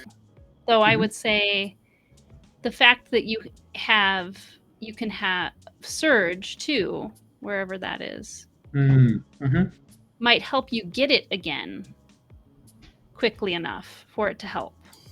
I'm not sure where. There it is. So the fact that Surge and Prophesy belong to the same witch seems good to me. Mm-hmm. But yeah, is Shanti back yet? I am back. Yes. You're back. Okay. Should we move on to the finals here? Yes, Lane, if you'd like a short break, we can set that up. Or if you want to jump back in, Brainy says that they're ready. Oh, Brainy's all set? Yeah. If you wouldn't mind, I would be 5 minutes at the most. I'll be back soon. Okay. Thank you so much. Are you guys going to do like commentary on the last game, or like review it? Are you down, Shanti? I'm in. If you're in, Heather, we can jump in an admin seat and talk while they're playing. Fantastic. All right, I'll drop out here. Been awesome. I'll talk to you folks later. Okay, see ya. Great. Well, I mean, we wait for Elaine before they start playing. And Brainy's watching the stream right now in the wings, ready to pounce on Lane. You're welcome to click that same link you clicked before, Brainy, and come and join us in the room. So it's easy to get started once Lane is here. We have a choice. I think we might comment in a room where they can't hear us. What do you think? Oh, so you mean like not have them be in the stream, but we are, and they play in Discord, and we just watch their table and talk about what they're doing? Yes. Well, that's what I'm... let's bring them on here to talk about that as a group and get the agreement there.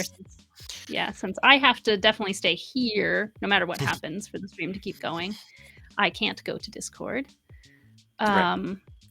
One thing I thought I could do at the break too, I guess, one thing I can do is cause a commercial to run right now where we're kind of in a lighter time. So I'm going to do that so it won't interrupt us during the actual play. It sounds good to have pro commentators. I don't know if I wish we could get Greg Poole. I almost want to just email him right now. Like, Greg, come here. Because he's with his game Soccer 54, his actual profession is commentating soccer for college. So when you just talk to him normally, you're not like, oh, you're a commentator, aren't you? But when he starts talking about something that is commentating, it's like, oh my gosh, I'm watching TV right now. You just have this like Yeah. really interesting If that experience. game could ship with his voiceover, it would Yeah. be an immediate blockbuster. Yeah. I know it's true.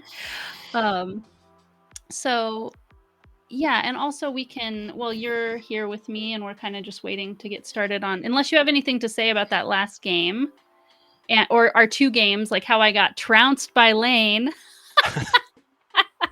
Which Lane was the one I feel like I didn't play Lane at all yesterday, right? And I don't know if I even would have gotten into the finals. But any thoughts there? Gosh, well, I actually was curious to hear your perspective. You had that. What was your second right called? Is it Rejuvenation? The No, other time? Splendor. This one, yeah. Yes. I was curious.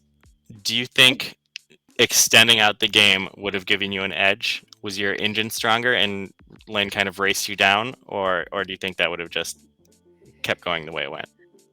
I think these two were competing with each other in, it was like, okay, do I want to focus on building up a ton of power or getting some cards to get that set? And there wasn't anything good for me to get, but I think the reason I went for it was that I was like, oh my goodness, I don't have any way to do damage to Lane. I need to get something that does that. So I'll make it the 3 Scorches so that I can also maybe... I think one thing that I miscalculated is I totally assumed that Lane would have had one of his lingering cards in his starting deck, because there's a couple of lingering cards in Lucretia's deck. Yes. And I didn't, this is a lesson, like if I played this exact thing again, I would make, even if I had these exact rights again, but just remembering like, okay, if I say something about I can take somebody's lingering spell, or if I have that ability, it's going to put pressure on Lane. And yes, he has enough cards to put no lingering spells in, and there are none to buy. Right. So, and thinking an extra step ahead too. It's like a very okay. And what is that going to mean that Lane is going to want to do? Oh yeah, Lane might just put a bunch of folk. Like I'm taking away any incentive to put things other than distract that are Lane's powers into his hand, right? Right. So this was kind of like a terrible choice. I didn't want to let Lane have it for me, but it didn't this choice might have been one of the biggest reasons that I lost. I mean, and Lane is better at this game than me, but I might have set myself up for failure with this card. Interesting. Which I can't zoom into. Oh, if you hold space and tap shift, it should turn not sideways. Oh, just tap shift. Oh, okay, I can do that for a ton of things now. That will make my life easier. I never have done that before on Screen Top. Is that new, or I just didn't know about it? It's medium new. Okay. It wasn't maybe the first time I was frustrated it's definitely about newer than the first time. Yeah. But yeah, but maybe it's been out for a while now, but it wasn't out at first. Gotcha. Good to know. Now, Brainy says that Lane doesn't have a preference between being in the chat or not. So I guess you can choose, Heather, what you'd like on your screen. Okay. Yeah, I mean, I think I would like to talk to them. I guess Great. You two are watching the stream, so I'd like you to come in at the end, even if we don't have you with us while you're playing. And I need a link to your... I think you'll have to Discord me, since you're not in the stream room anymore. You'll have to Discord me the link to your table, and I can share it, and we can totally do that. Wait, so you'd like to leave them out of the room and just have the professional commentary? Yeah, we can do that. Okay. If it sounds like Brainy is saying that sounds fun, and Elaine doesn't care either way, so we can go with that request. Okay, I'm gonna communicate. Did I lose your sound? Are you talking? I can't hear you. I just need a second to check in with them. Oh, gotcha. Where is my... There it is. Maybe. Okay, this is the room. Found it. I've left all my tabs open, but some of them probably will. I'm not sure how long they last. So, should I be the God mode spectator? I guess probably. Yeah, because then I'll be able to see everybody's cards for the sake of the audience.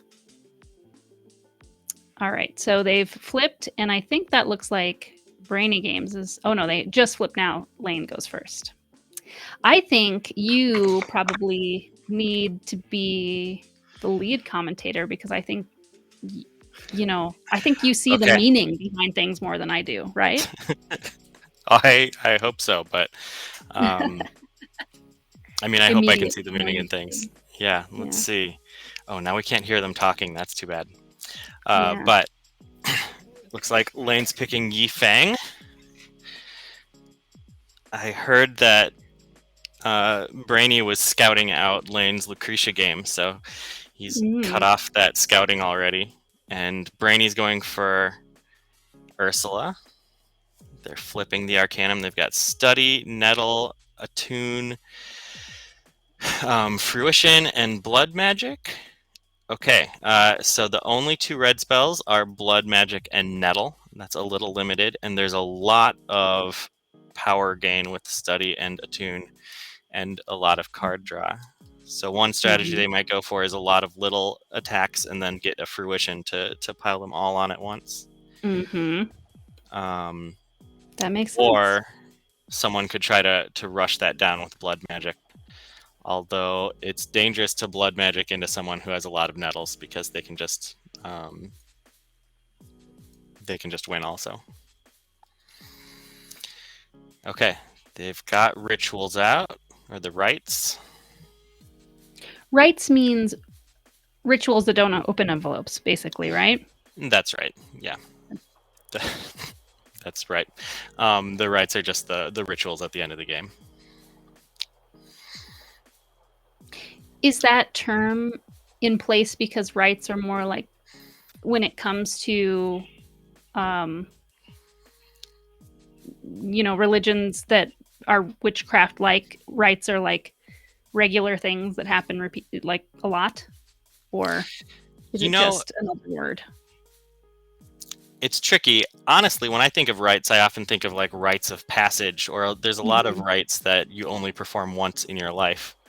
Right. So there's a good argument to be made that they should switch places. But I like ritual as the main thing in the game, and I needed kind of something synonymish to switch with. You wanted ritual because it just sounds bigger, and opening the envelope is bigger than something you do over and over again? Really, I think I wanted ritual because it has less of a Catholic connotation in my mind. I think of like the last rites, or the rite of baptism, or those things, which I think is just based on the culture I grew up in. Okay, I can do my trick. Okay.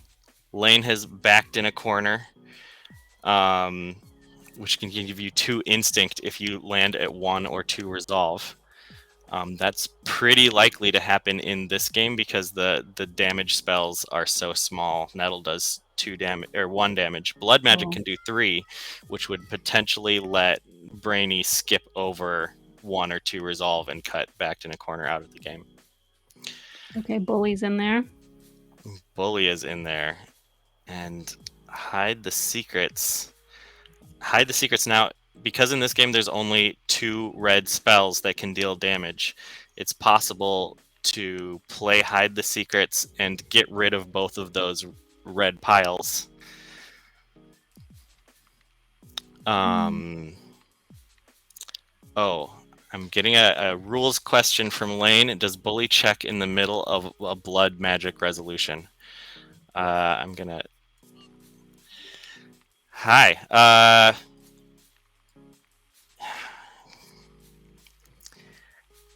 That's a great question. I would like to say no, it doesn't. That we should just check the rights before and after each spell. Panda Angel's watching us. Hello. Great to see you. And it should be okay to change that choice on that condition. Yeah. Yes, I agree, Panda Angel. I think Shanti is talking off to the side to the players right now. So if you're not sure, yeah, why he's not talking to you, but yeah, this was yes. one of the reviewers that covered for Shanti. Panda, so hi. Yeah. It's awesome that you're watching me now after I've watched you review this game. Great. Hi. They were just asking whether Bully can trigger in the middle of a blood magic. And I told them no, it can't. You'll check before and after each spell. It looks like Brainy's gonna keep it anyways. Okay. Just want to know before they get started. All right, and then Lane took empty your mind. Any player tries to draw from an empty deck. He did that to me in my game with him.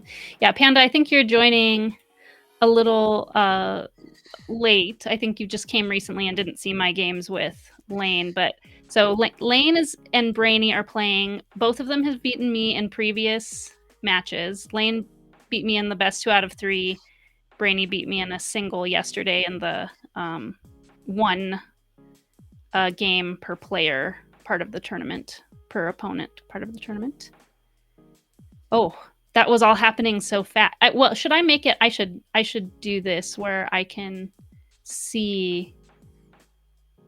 I should be able to see this, shouldn't I, Shanti, if I'm in the God mode seat? It means the cards are actually face down. Oh. Which is good to do while you're shuffling. For yourself. Yeah. So maybe that is Brainy. Maybe they'll flip it over. What is this emoji? See, your emojis are all very coded. So if I share them, so these are good game, I think. It's a GG. It's very little here. And we can't see it when I show it on the chat, unfortunately. But this is your cute little panda LOL. And you're gonna lurk and eat. Thank you, Panda. We love to have you here. Feel free to pop in and speak your mind anytime you'd like, though. All right. Attune and study right off the bat for Ursula. Interesting. Okay, Going for that hard economy. Is there something really interesting? There's not anything really super expensive here. No, it could be a setup for that hide the secrets. Oh, being able to buy a lot. Yeah, that makes sense. And just getting all the attack away. Like buy some attack and then banish it so your opponent can't do it. And Lane has already triggered empty your mind using a trick with burn at both ends there. Yifeng's able to trigger that pretty fast, which gets a huge power advantage. And that might be pretty fatal on this game. We'll see. Pretty lethal.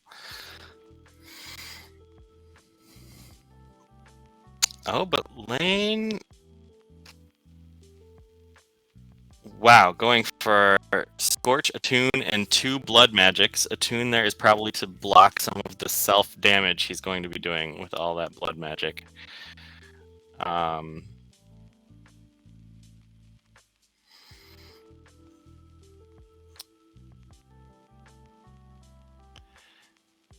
Okay. They're still neck and neck at 8 resolve. Mm-hmm. Brainy's got his own Attune out.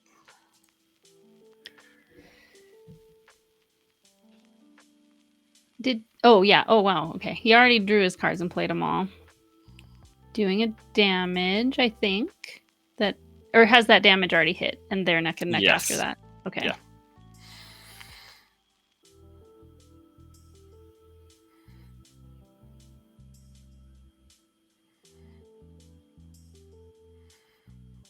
Okay, Lane's burning at both ends, getting the power from determination. Very efficient, but there'll be a lot of self-damage. And then if Lane does enough self-damage to trigger that bully, Why not play a tune first before blood magic? That's a good question. Maybe he just wants the power at the end? Down to 2. Now they're both at 3 already. Whoa! Tapping a power and then a tune. Oh, because he would rather have it to protect himself against whatever Brainy's doing is maybe why he's doing it in that order. I guess so. And a tune does give you the power at the end of your turn. Mm-hmm. Oh, yeah. Yeah, get the power instead of knocking it away immediately. Yeah, that does make a lot of sense, actually. Oh my goodness. I saw Lane just switch to stacking burn at both ends at the end of the deck because now he's afraid to take that extra damage. And Brainy's got a ton of power right now. But that's not what he wants in this moment. Now he wants damage because they're suddenly down to 3 resolve. Just a few turns into the game. This was a very hot burning, I guess, duel. Oh, which one was I missed that? He just got the 3 different spells to trigger hide the secrets, and now is removing 2 Arcanum piles. Removed blood magic. Okay. And it deals 1 damage, importantly.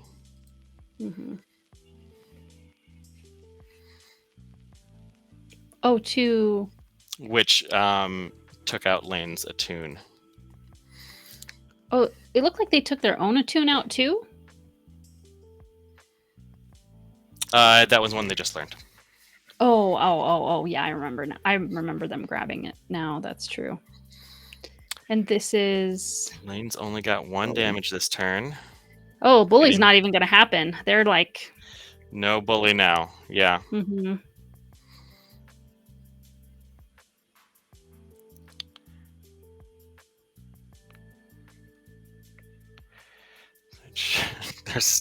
2-2. Lane's just got a lot more damage in his deck than Brainy does right now. Yeah. Oh, what is... There's 2 attune in a row. Oh, and it has triggered Lane's ritual backed in a corner. Have 1 or 2 resolve. Oh, do they notice that? It will add instinct to the Arcanum, and Lane gets 2 instincts right now. Oof. That'll be enough to end the game, of course. Oh my goodness. Yeah, it's over. It's over! I'm gonna unmute the 2 of them, and let's see if you can hear them when I do that. Yeah, I'm curious. Are you able to hear them now? Hey, we can hear you. I can hear their voices, but not loud enough to understand what they're saying. They're just sort of a distant... Oh, okay. I see. Mumbly thing, yeah. That's all right. Good game. That was wicked fast.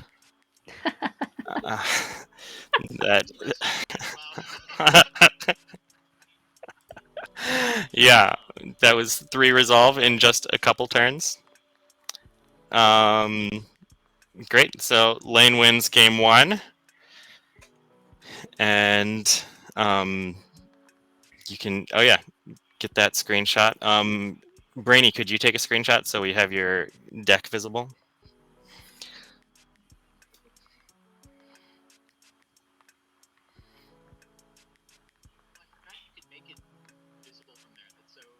That's so smart.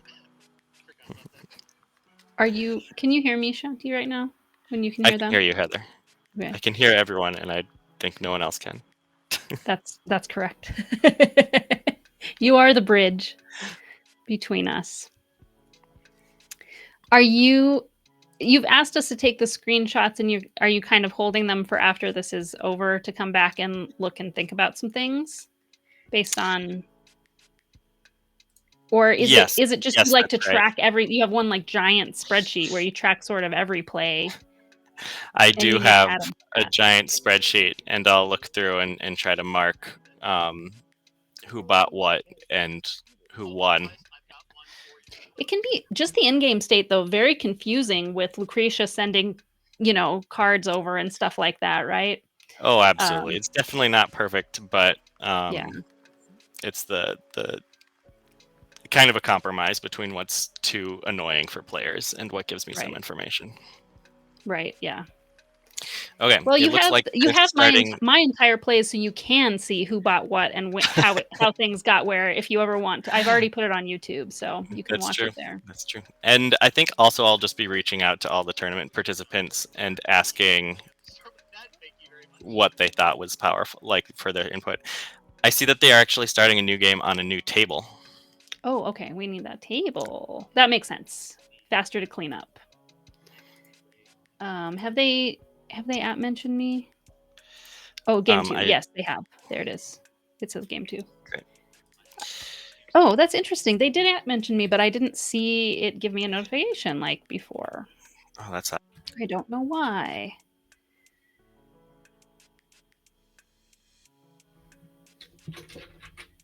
Oops. I'll just fix that. Let's not be yelling at the beginning of my name. All right. Okay. Gloat is... So now, with Gloat, you don't get to pick first. But if Brainy doesn't pick Lucretia, I feel like that's what Lane's going to do because it's the way to get rid of Gloat. Yeah, I remember this discussion happening in the server, right? Well, it's very confusing though. If you want to send Gloat away and then it just pops back to you, that's irritating. But it also feels unfair. Interesting. Lane is not going with Lucretia to be able to just dump off Gloat when you are supposed to have to deal with it. You know what I mean? It's a tough call in the when it comes to designing it, I think. Neither of them seems like the perfect solution. But you have settled on, yes, you're allowed to send it away. There's nothing about Gloat that makes it, forces it to stay in the hand of the person who won last time. There we go. I was muted. There was a time when I tried putting a clause on Gloat that there was no way to get rid of it. And it made much bigger problems. People found ways to exploit that by forgetting it over and over again to avoid some other effects. Gotcha. Yeah. And seed is something that we'll not see in these games because we're stopping at 2. But this comes in and stacks in. If you lose 2 in a row, then this is a little bit stronger Scorch. And it's just an option to you that you may choose to put it in your hand, right? Right. And the real strength of it is that you can take both Seethe and Scorch at the same time and get a very aggressive starting deck. True. Yeah. Yeah, I think I have an instinct to take it instead, actually. Which, yeah, you're calling that out, and I guess I never really thought about it. The fact that you can have 2 damage that you can deal from the beginning. Right. I get that also as a question a lot with Eye for Eye from Yifeng, which is a weaker Scorch, but the strength of it is that you could play both. And then potentially if you lost a game, you could or you lost 2 games in a row, you could take Yifeng and play with Scorch, Eye for Eye, and Seethe and have 3 damage spells in the beginning. And really have a tantrum. And really have a tantrum. Right.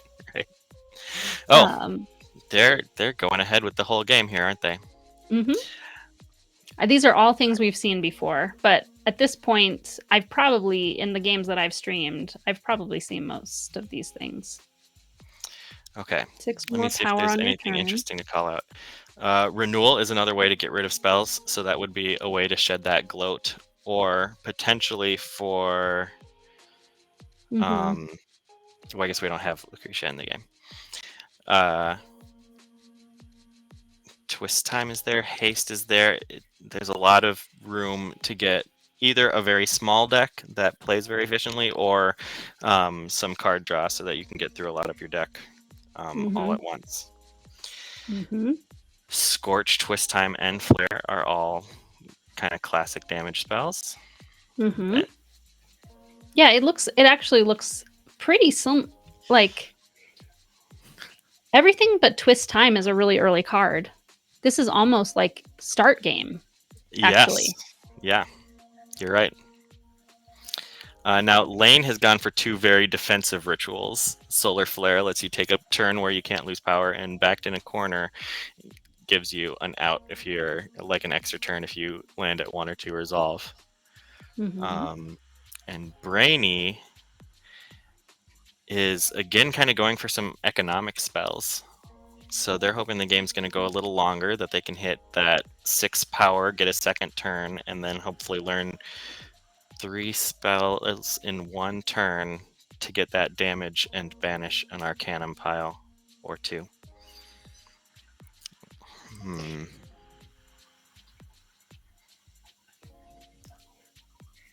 So with what I was saying about, I'm going to be cautious here. I'm making no demands, but just telling you something that I feel sort of in my heart as I play, when I play it, and I see like do thing, get thing. And a lot of times I'll look at this list of things and none of the things I can get even feel compelling given the scenario that I'm playing. Yes. Like a fallback of just like do 2 damage or something like that, like make progress in win game would be kind of nice. I don't know. Yeah, that's good feedback. I mean, there are a couple of rituals that just deal 1 damage, like a bully we saw. Right. Yeah. Yeah. I think that the counter to that request or whatever, or that thought is, some of them already that's just what they do. So you wouldn't have a fallback option. Interesting here. Magna event, for example. I mean, it's a hard to accomplish, but if you do it, the reward is pretty close to just dealing 3 damage, learning the Flare for free.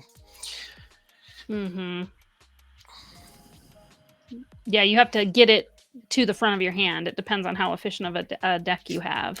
Right.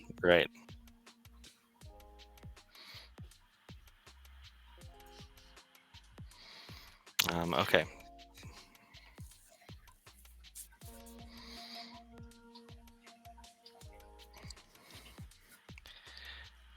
And no one's bought anything yet. Heirloom tomatoes are out. Ursula's going straight for big power, like she likes to.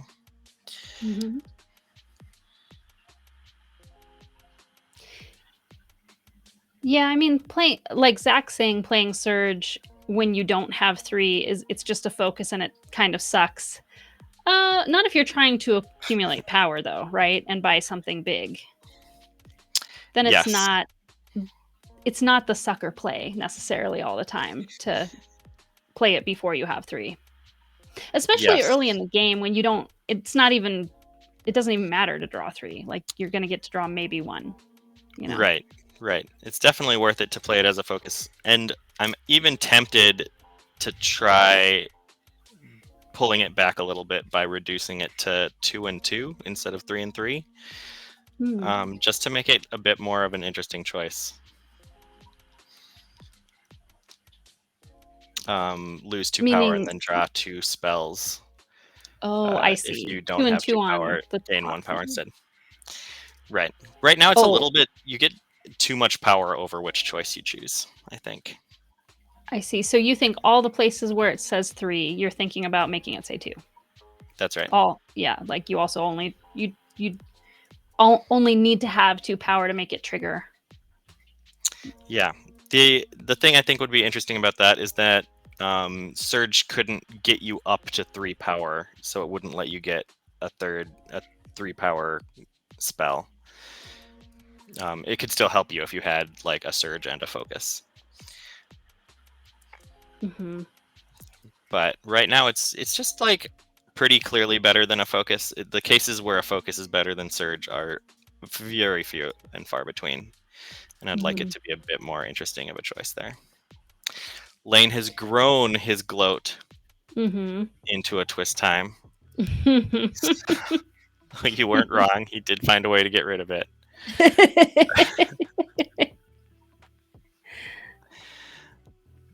Yeah, and I mean, people can.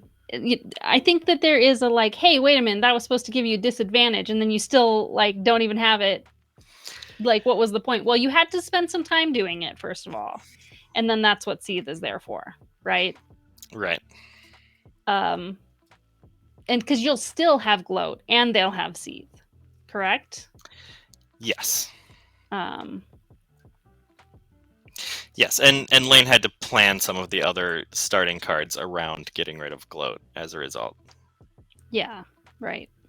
It definitely affects your strategy, even if you can get rid of it. Just make sure nobody talking to me. Okay.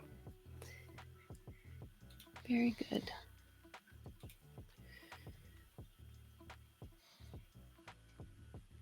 Well, this one is not quite as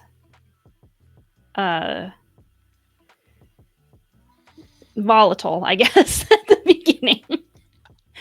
Yeah, the other game they were at 3 resolve right now.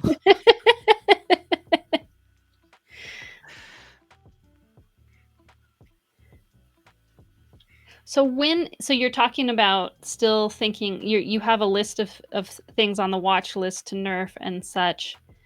I imagine before your first printing, it's your goal to not be changing them after that, or maybe you're open to make like doing release notes and saying, yeah, in published gameplays and the feedback that we've gotten from whatever, if we're doing tournaments at game stores or the BGG forums, now this card is like deprecated, and when you play it, it's actually this. My hope is not to have to do that at all, for sure. I mean, I'm sure that's everybody hopes not to have to make any revisions. It's down to pretty much those 3 are the only ones I'm worried about being too powerful.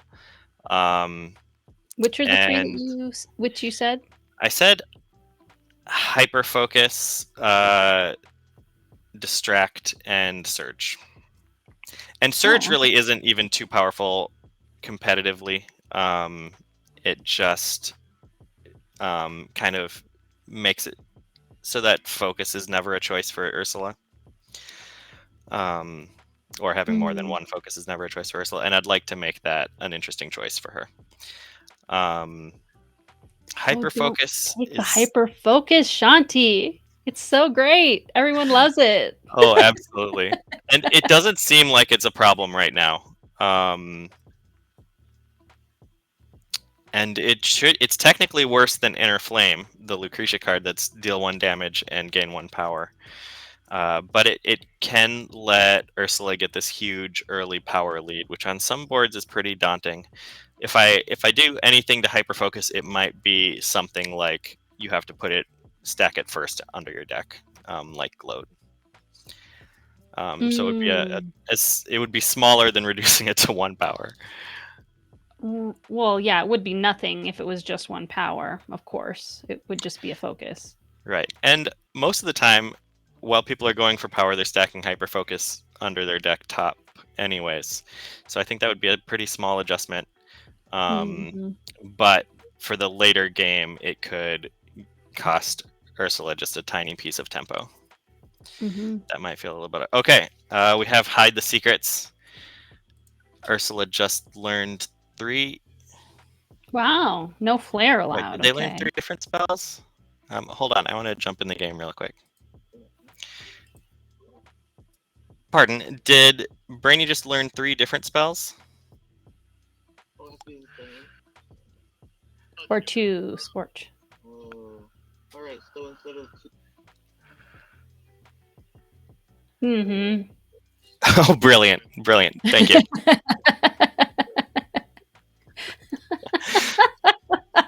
Okay. God, I love that. Throw the fact that you put gloat in the Arcanum back in your face. Okay. And Brainy chose to take out Flare and Twist Time, which are both big, or the two interesting damage spells, and now just Scorch is left. So it definitely can be very powerful to deny the other player any red spells. Leaving Scorch out there gives Lane a pretty big window to still just go all out on Scorches. Yeah, and there weren't two. Well, I get so one could have gotten rid of Scorch and Twist Time because there's lots of them and it's difficult to buy them out. And there's only 3 player, but it's also difficult to buy those out because they're a forget spell. So it wasn't quite an optimal situation to go for that. Right. They also get a damage out of it. So it's still probably worthwhile as a play, although they do get stuck with the gloat now. And probably can't get rid of it as easily. Although I don't know if they have Prophet. I haven't noticed them playing Prophesize. Lane was asking me. Were you around when Lane was asking me what I think of Prophesy? Like whether I think it's. Oh no, I was out for that. I was getting the impression that Lane is like, I don't know about it. What do you think? You know. And my thoughts were. The fact that I can completely rearrange my deck, it only matters if I have a lot of cards. I get to gain a power if I don't, but I think that mitigates it being useless for sure. But it also only comes up, if you have a big deck, it only comes up occasionally, right? So it kind of fights against itself a little bit in that way. I think that I had some times when I played as Ursula where its flexibility helped me out, and I used it different ways in different situations. It becomes a thinky card because of that. But have you had discussions with Lane about this, or you're like, oh, yes, the Prophesize argument? Lane. I would definitely say there's a second line on Prophesize. You can pay 2 power to draw 1 spell. And the strength of Prophesize is definitely at the closer to the end of the game when you can play it and pay 2 power to rearrange your deck, pay 2 power, and draw whatever you put on the top of your deck so that you can get anything right away. And I think that does give you enough space to grab the card you need to close the game out that turn. As long as you have the power to do so. So it maybe means with Ursula, if you've got that card, keeping a little bit of a bank is good. As long as you're not playing against Yifeng, who's maybe stealing your power. Screen that up for you. Oh, is that a Desperate Haste? Taking out an Anticipate? Okay.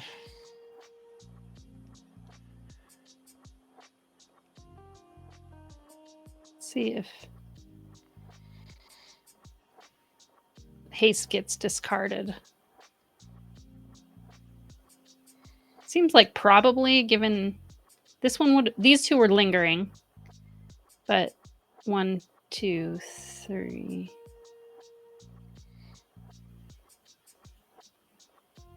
No? What?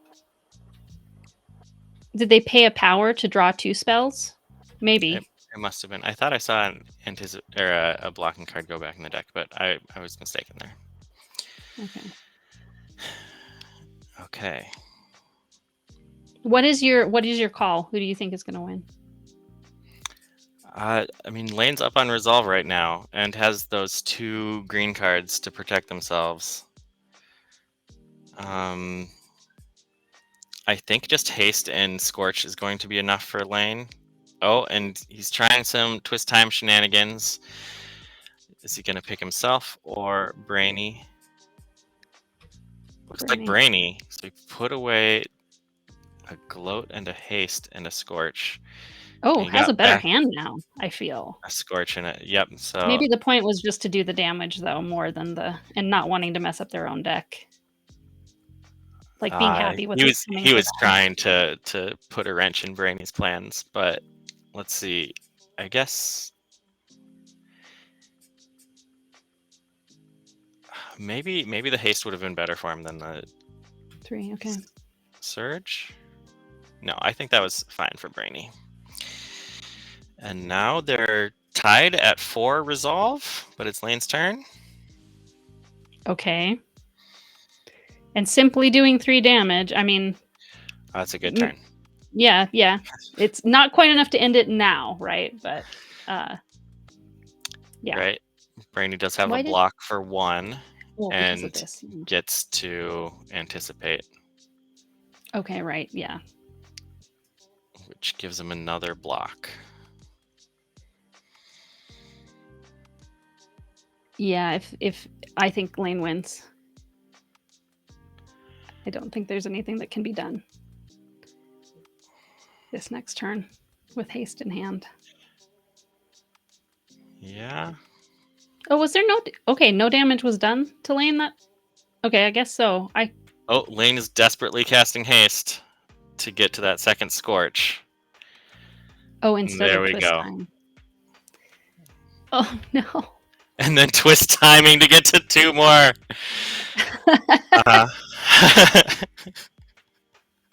Oh my goodness. Oh. Lane just sweeps everybody. Look, so nobody beat Lane, right? Is what happened here. I think that's true. Yeah. Well, it makes it efficient. I mean, I was talking to, like, yesterday I was streaming for 5.5 hours to play 5 different people. And yes, I think you've told me this too, that you watch me play and you're like, why does it take so long for you to play? I guess because I'm thinking out loud and Oh no, absolutely. I love the meta-analysis you get into. Can we invite them into the stream? Yeah, and I mean, I was doing it in the stream too. I had one opponent saying like, I was actually especially doing it in the stream for the sake of people watching it later, like zooming in on the different parts of the table, highlighting everything that's there to help people out, and pointing out, what the difference in the colors of cards and the border and stuff on the cards means, all that kind of stuff. But I kind of don't like that card. I think it's a little too strong. I want them to come on the stream. Will you tell them to do that, and we'll do a post game? Would you guys be willing to come? Would you two be willing to join on the Twitch stream and talk about this? It's great. I think it's in the no, it's in LFD. Mm-hmm. That's right.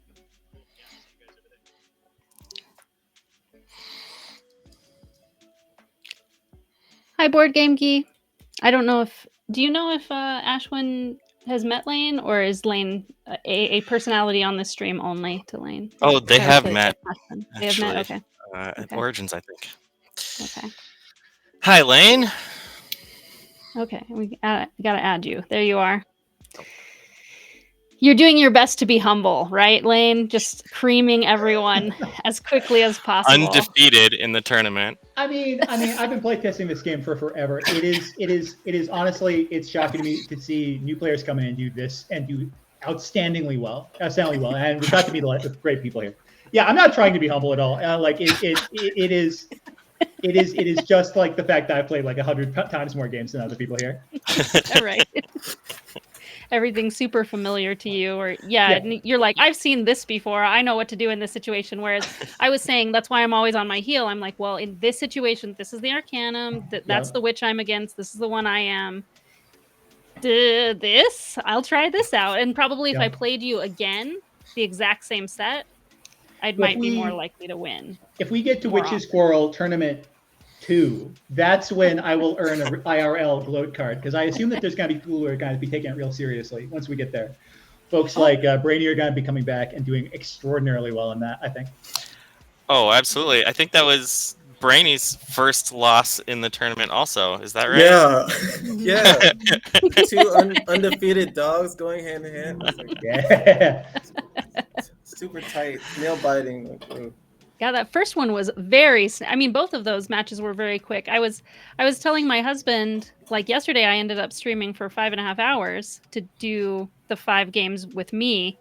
And I'm like, potentially, like if I were to win or go to the final in the second round, I could have to play 6 games and it would be even longer, but I'm actually thankful to you.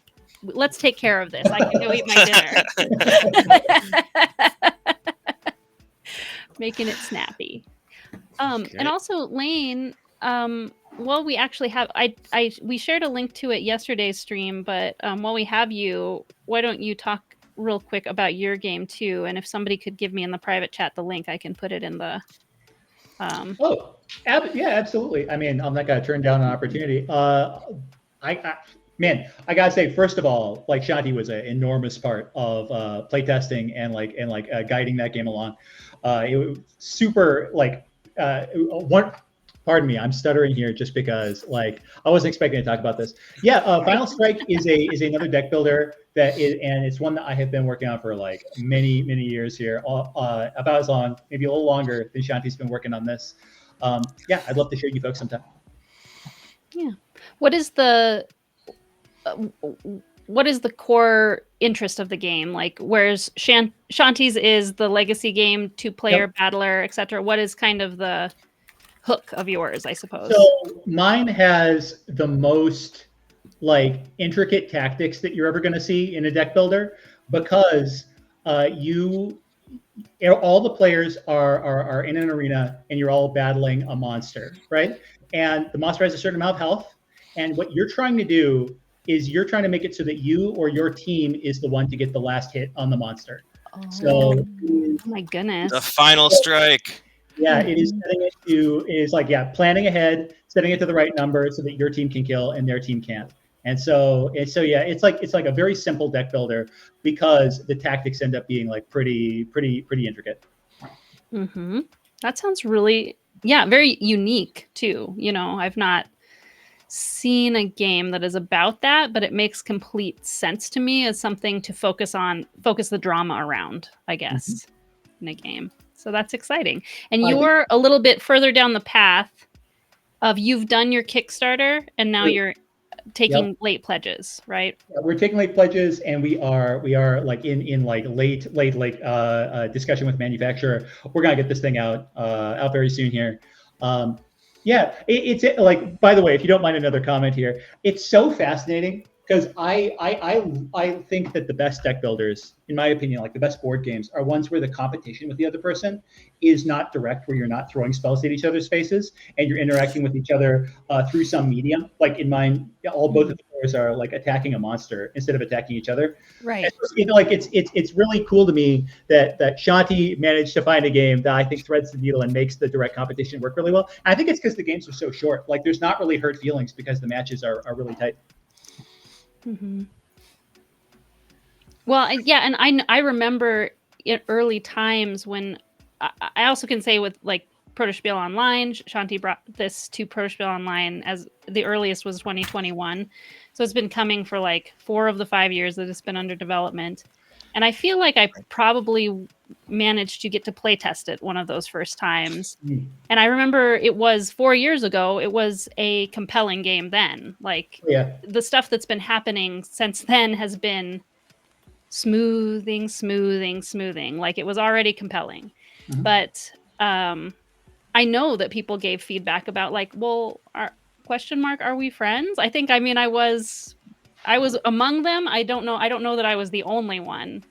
And a lot of the things and also the feedback about a legacy game with 2 people playing it, somebody getting a far ahead lead, and then it's just discouraging and nobody wants to play at all anymore, is part of how Seethe and Gloat came in. So some of these things I remember when they weren't there. Yep. And the fact that you are losing resolve, you're not physically beating each other up. I think sometimes those semantics of it's resolve and we are iron sharpening iron here, we're practicing together.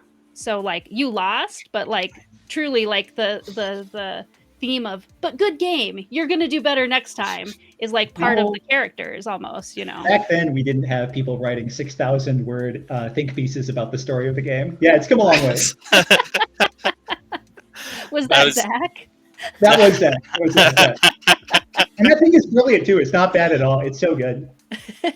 He's so right about some things. Do you have the link of that handy, Shanti? I'll put it in the chat. That's funny. Oh, That we call that. it's in our Discord. Okay. So just search for 6,000 words. I don't know if it has like the word count on the outside, but Yeah. it's like 10 pages. Yeah. What did he call it? Some notes, I think. I know it's in the feedback channel. Yeah, I do have a link to it.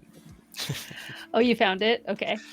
Oh yeah. Well, some story. I don't know notes. how to link a message in Discord outside of it's Discord. just a message. It's not a. It's not It's a. just I thought message. it was We started a thread. Okay, so this is what one has to do: is join. If you want to know what we're talking about, you have to join the Witches Quarrel Discord. So there's a pitch for it, and you can read how this game impacted Zach after they played it. Right there. Now, Brainy, I would love to hear a little bit more about you, because I met you when I posted we need some more people for this tournament, and you popped in. It was I saw that you technically did have a loss against Lane when he was teaching you how to play before. We weren't sure whether to count that game or not.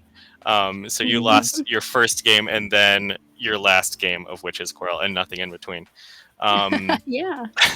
So Lane's a where good are teacher. you coming from to pop in and take second in this tournament out of nowhere? No more games with this guy. Yeah. So a little bit about me. So yeah, you found me on a Discord channel where I play other prototypes of other people's games. I myself am a designer, and I bring some of my prototype to the table. Hopefully get some more playthroughs and be ready for consumption in the future. Yeah, can you tell us the name of some of your designs?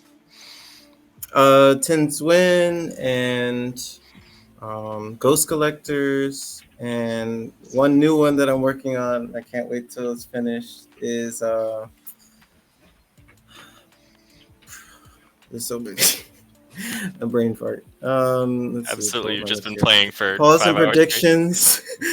And another good one is Birth of a Pop Star, but I'm changing the name to Idol's Ascent. Idol's Ascent. So, oh, that's catchy. Yeah.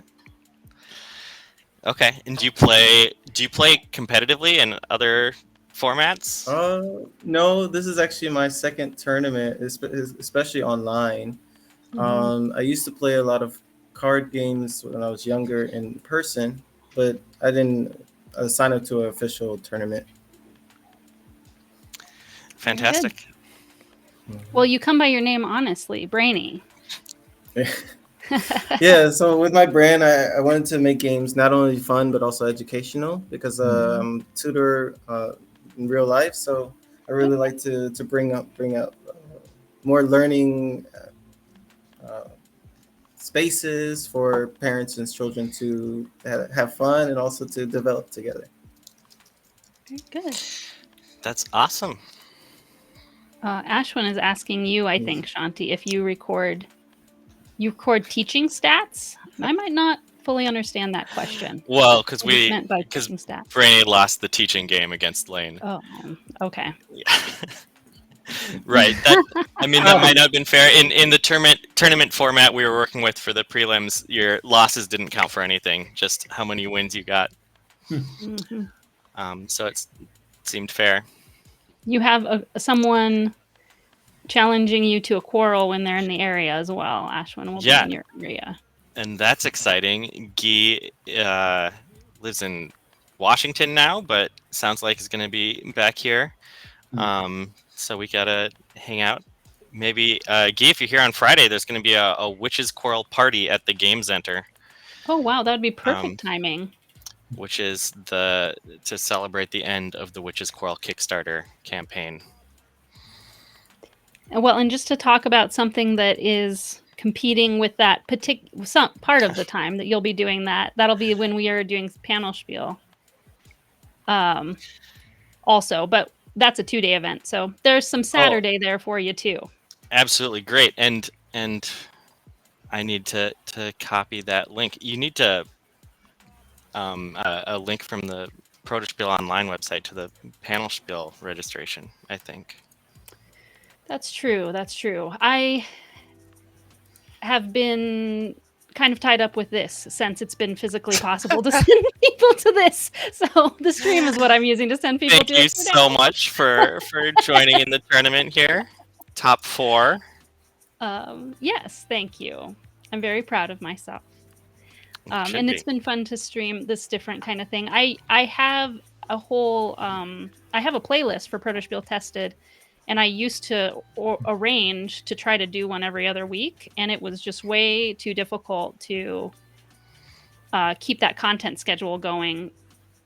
But so I haven't done one for like 3 years or something like that, 2.5. But Yeah. you gave me an opportunity. I thought about it. I'm like, you know what? This is great. You scheduled the people to be playing it, and then I just can kind of slide in and record it. Let's do it like that from now on. I like it. You're kind of presenting to people a good way to get them out doing Oh, that. absolutely.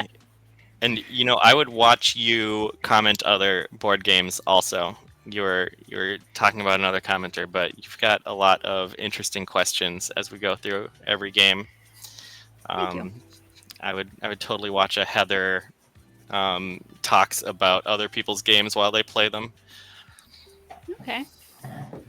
Yes. I try to focus on when the game's done instead of play tests, because I think letting people in on play tests and recording them for later and like making them public, that feels very fraught. They're very well, when they're really late stage, like I guess slightly these were play tests for you, Shanti, right? Because you're still looking at the cards going, okay, that one might need to be nerfed. I'm still thinking about it. It hasn't quite gone to print yet, so it's like extremely late stage. Yeah, But, like a couple numbers might change, but yeah, but when it's we're printing early, in 2 weeks, I think. Yeah, when it's very early or even middling, it can be a very emotionally charged kind of thing to do, to bring your game in front of other people, and adding in recording it is just something I don't even want to ask people to do. So Just for fun, could we ask Brady, if you wanted to see any changes to the game, what would you do at this point? Like, did any cards seem like problems to you? No, I floated some ideas to Shanti and DM just to make some cards synergize better. Mm-hmm. Do you remember some of those already? Let's see. I gotta look these up better. Yeah, so I wanted more worthless cards for the distract card to have more. Oh yeah. Like, like you got to like go with the focus, pull. like Lane Yeah. did. You got to go hard. I missed that, but I kind of see how that would work. But if you do it too early, then you have no money to kind of refuel your deck. So yeah. Yeah, it's good that you can see the Arcanum before you choose your witch's 5 spells, right? So yeah, you can make sure, okay, there's at least another way to get focus or get power instead of focus. And so I feel a little more safe doing this distract thing. And then, or I could just leave distract out if there won't be anything to go fall back on. Yeah. Yeah, if shield is in the Arcanum, little tip, if shield is in there, you don't want to take distract. The game will go so long and you'll be so sad that you took that. Shield is in, don't take distract. Yes. If you don't mind, a couple more questions, Brainy. I'd love to hear what was your thought process going into the games. I didn't see your game against John, but like, what were you trying to do? And also, what were you thinking about last night, like while you were sort of preparing for today's games? Okay, a lot of good questions. Okay, so a locker room interview. Yeah, I really love this. Sorry for taking over here, but I just have to know. That's all right. So my match against John, I said to myself, stick to my guns. I really started to love the spellcaster. I had a few games where I could definitely get the combo, getting 3 power, turning it in for 3 cards, and just literally playing my whole deck in every turn. That was my thing with her. So when I played John today, he almost had me like at least twice by like a hair of a margin. Like he was off by one life. And I said, well, if it's not broken, don't fix it. So we kept running it back, and it just worked out for me. And I think I played him in the semifinals or the qualifying round, so I wasn't too nervous. But you, on the other hand, I have never played you, so I was like, I have no idea what his playstyle is like. And Heather, I played her the previous day, so I was like, okay, well, I have an idea. So, I think, and then I yeah, go ahead. I feel lucky that it worked out. We thought you and I were just going to be playing again, and Shanti was teasing us last night, like, you don't even need to play this game. No matter what happens, you're in the finals. But then, based on who won, it changed who played who in the finals. And that meant I got to play lane without having to get past 2 games with you, which was good, I think. That way we got to feature lane playing. I think it worked out. But go on, sorry. And his second question, that all of that information kind of led me into like, okay, I need to plan pros and cons for my favorite caster. And I started to like float ideas to Shanti, like, does she really have like a hard counter already put in the game? And I started to think about different casters and what playstyle they would do. And she starts out with block, but she can definitely get overrun if they have a really big aggro style. So I tried to play defensive as much as possible, but the cards, every Arcanum that I played, it was an aggressive playstyle every time. So so it's like, oh, I need to have a different character because this is never going to work out for me. But when I did choose to like maybe play a different caster, my opponent would pick something like that definitely doesn't like hard counter my second choice. So I'm like, oh, well, I might as well just stick with what I'm good with. Yeah. I wonder if you and I were the only ones who played the same witch against each other during the tournament. Yes. I think we were only mirror match. Yeah. I did see at least mirror one matches Yifeng work a lot, versus Yifeng and one Nydia on Nydia. Okay. Ooh, cool. Oh, okay. I missed the Nydia. Yeah, me and D Major played the what's it called? The Yifeng versus Yifeng. That was a bloodbath. That was like a 3-turn game. It was ridiculous. Yeah. I feel like Zach is somebody who has made a lot of solo games or something. This, you do that mirror match and like, what did Yifeng learn anything from this? Like, there almost could be a journaling like side bonus thing that you could do while playing this game, right? Oh yeah, I get some requests for a solitaire mode, and I mean it's definitely designed as a 2-player game, but it's a little bit tempting just because I've played so many games against myself to just like try to turn the playtesting tool that I've made into a solitaire mode for people.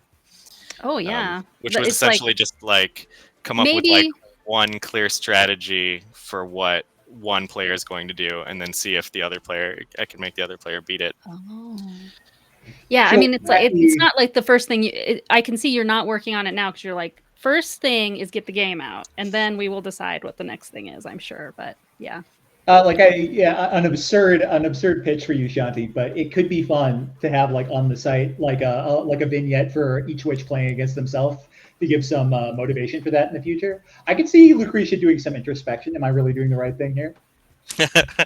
Oh wow, putting extra story into it. That's crazy. Yeah. What I was saying is if Zach wanted to contribute Zach is so excited about like you were saying some notes, right? A journal, not something where you're creating your own story by thinking about like fan fictioning it, basically fan fiction prompts for people playing it. It's not really real content for the game, but it's just something that one could do at the same time as playing the game is what I was talking about. Yeah. Whoa, make a story that involves like Golem, Shield, all that stuff. That's cool. Oh my gosh, I would be so flattered if I ever find Witch's Quarrel fan fiction out there. Yes. Awesome. Well, what is the? I asked Brainy last night. You're in a how you found out about this, and that's what Shanti said too. You said you're in another playtesting server. Which one were you talking about? Is it D Majors or? VPT, virtual playtesting. Oh, okay. So you met each other from there. Makes sense. We are in like 4 playtesting communities in common and have 2 shared friends on Discord already, which 2 is kind of low actually for being in the same 4 Discords. I think Shanti might have. Well, I don't friend a lot. Yeah. Oh, fair. Okay, that Yeah. that would explain it. I end up friending a lot because I'm trying to have conversations with 2 people at the same time, and you can't make a group DM unless you're friends with both people. So that is that's the reason that I'm friends with people on Discord is so Right. that I can plan something together with 3 people. Yeah. Yeah. There, you came back, Shanti. I don't know if we missed something you said, but I don't think, probably not. It sounded like you got it. yeah. Any more questions, Lane? Any more burning questions before we go? Do we need to look at? We can go back to the cards if there's anything you want to point out before we say goodbye. But No, other than Twist Time, heck of a card. Really enjoyed this tournament. Yeah, no. With that, I got nothing more. I have to point out that was the first time I saw Twist Time used on yourself. Like I was anticipating you to use it on me because I was like, okay, I need to diversify so my hands won't be like good one turn, bad one turn. And then he's like, oh no, I'm targeting myself. I was like, what? Yeah, That's yeah, and it's kind of like a surge, sort of. Yeah. For you get 3 new cards if you know what's coming, and it's what you wanted to play instead. Yeah. When Twist Time is in the Arcanum, you get to include 1 bad card in your starting deck because you can just totally like bypass that every time if you want to play it that way. So that's what makes Lucretia's Waste incredibly good, or no, not Waste, sorry, Distract incredibly good because you can just ignore it later in the game. And also it makes Grow a better card and Transform a better card. When you don't want to play them, you can just twist them away. So yeah, it really powers up those 2 characters, I think. Huh. It's good. I would possibly love make Distract even better than it normally would be, which is kind of scary. I would really like to thank all of you for making this tournament come together, and all the other players. John, aka Dankest Dad, put on a great performance earlier as well, and so did Frank and Zach and everyone else in the tournament. I really appreciate you all making it happen, and thank you, Heather, for both participating and streaming. Yeah, this. D Major was my first. My D Major. Yeah. Yes. Was in there. Yeah, that was great. Yes. Yeah. Thanks for making this game, Shanti. Thanks for doing the thing. I know it's a lot of work and it's taken a long time to get to this point, and there's a lot more to do, but it's a thing I'm glad exists in the world. So thank you for making it. Thank you. I second that. Yeah. All right, well, I'm going to let you all go. I'm going to end the stream, and I'll just say, since it's the end of my stream, in case somebody's watching this and following along with our channel, the next thing I'm going to do is actually tomorrow, Minigame Monday. I'm doing that every Monday. It's aims to be a 30-minute stream, and I make puzzles with the names of prototypes that are played at Protospiel online conventions, and then kind of have a set piece to talk about the titles of different games and share the different ways you can highlight your games when you participate in Protospiel Online. And just Witch's Quarrel is all over those because Shanti has brought this to probably like 10 different Protospiel Online. So. Absolutely. And the first panel spiel is in 1 week. Yes, and less than 1 week. It starts on Friday. Than 1 week. And then there'll be another Protospiel a month after that? Yes. Panel Spiel would be a great thing to attend if you've been unsure about how Protospiel Online works or getting prepared with a prototype feels tough for whatever reason, Panel Spiel isn't about bringing your prototype. You don't have to prepare for it. You just show up and be with everybody, and you'll get a chance to see sort of the flow of the way, something very similar to the way Protospiel Online flows, but without anybody needing to prepare their prototypes. And thanks for joining us, Ashwin. Oh, you will! I haven't seen you at PO for a long time, Ashwin. I'm looking forward to playing a game with you again. Yes. Hugs all around. Cheers. Hooray. Confetti. And it's been great to meet you too, Brainy Games or Ray, and also Lane. Like, I've kind of met you-ish through the Discord, but it's been nice to Good to talk make to it you. real. Yep. Yeah. All right, everybody. Have a great Sunday here in the US anyway. We'll see you next time. Bye. Awesome. Yep. See you folks.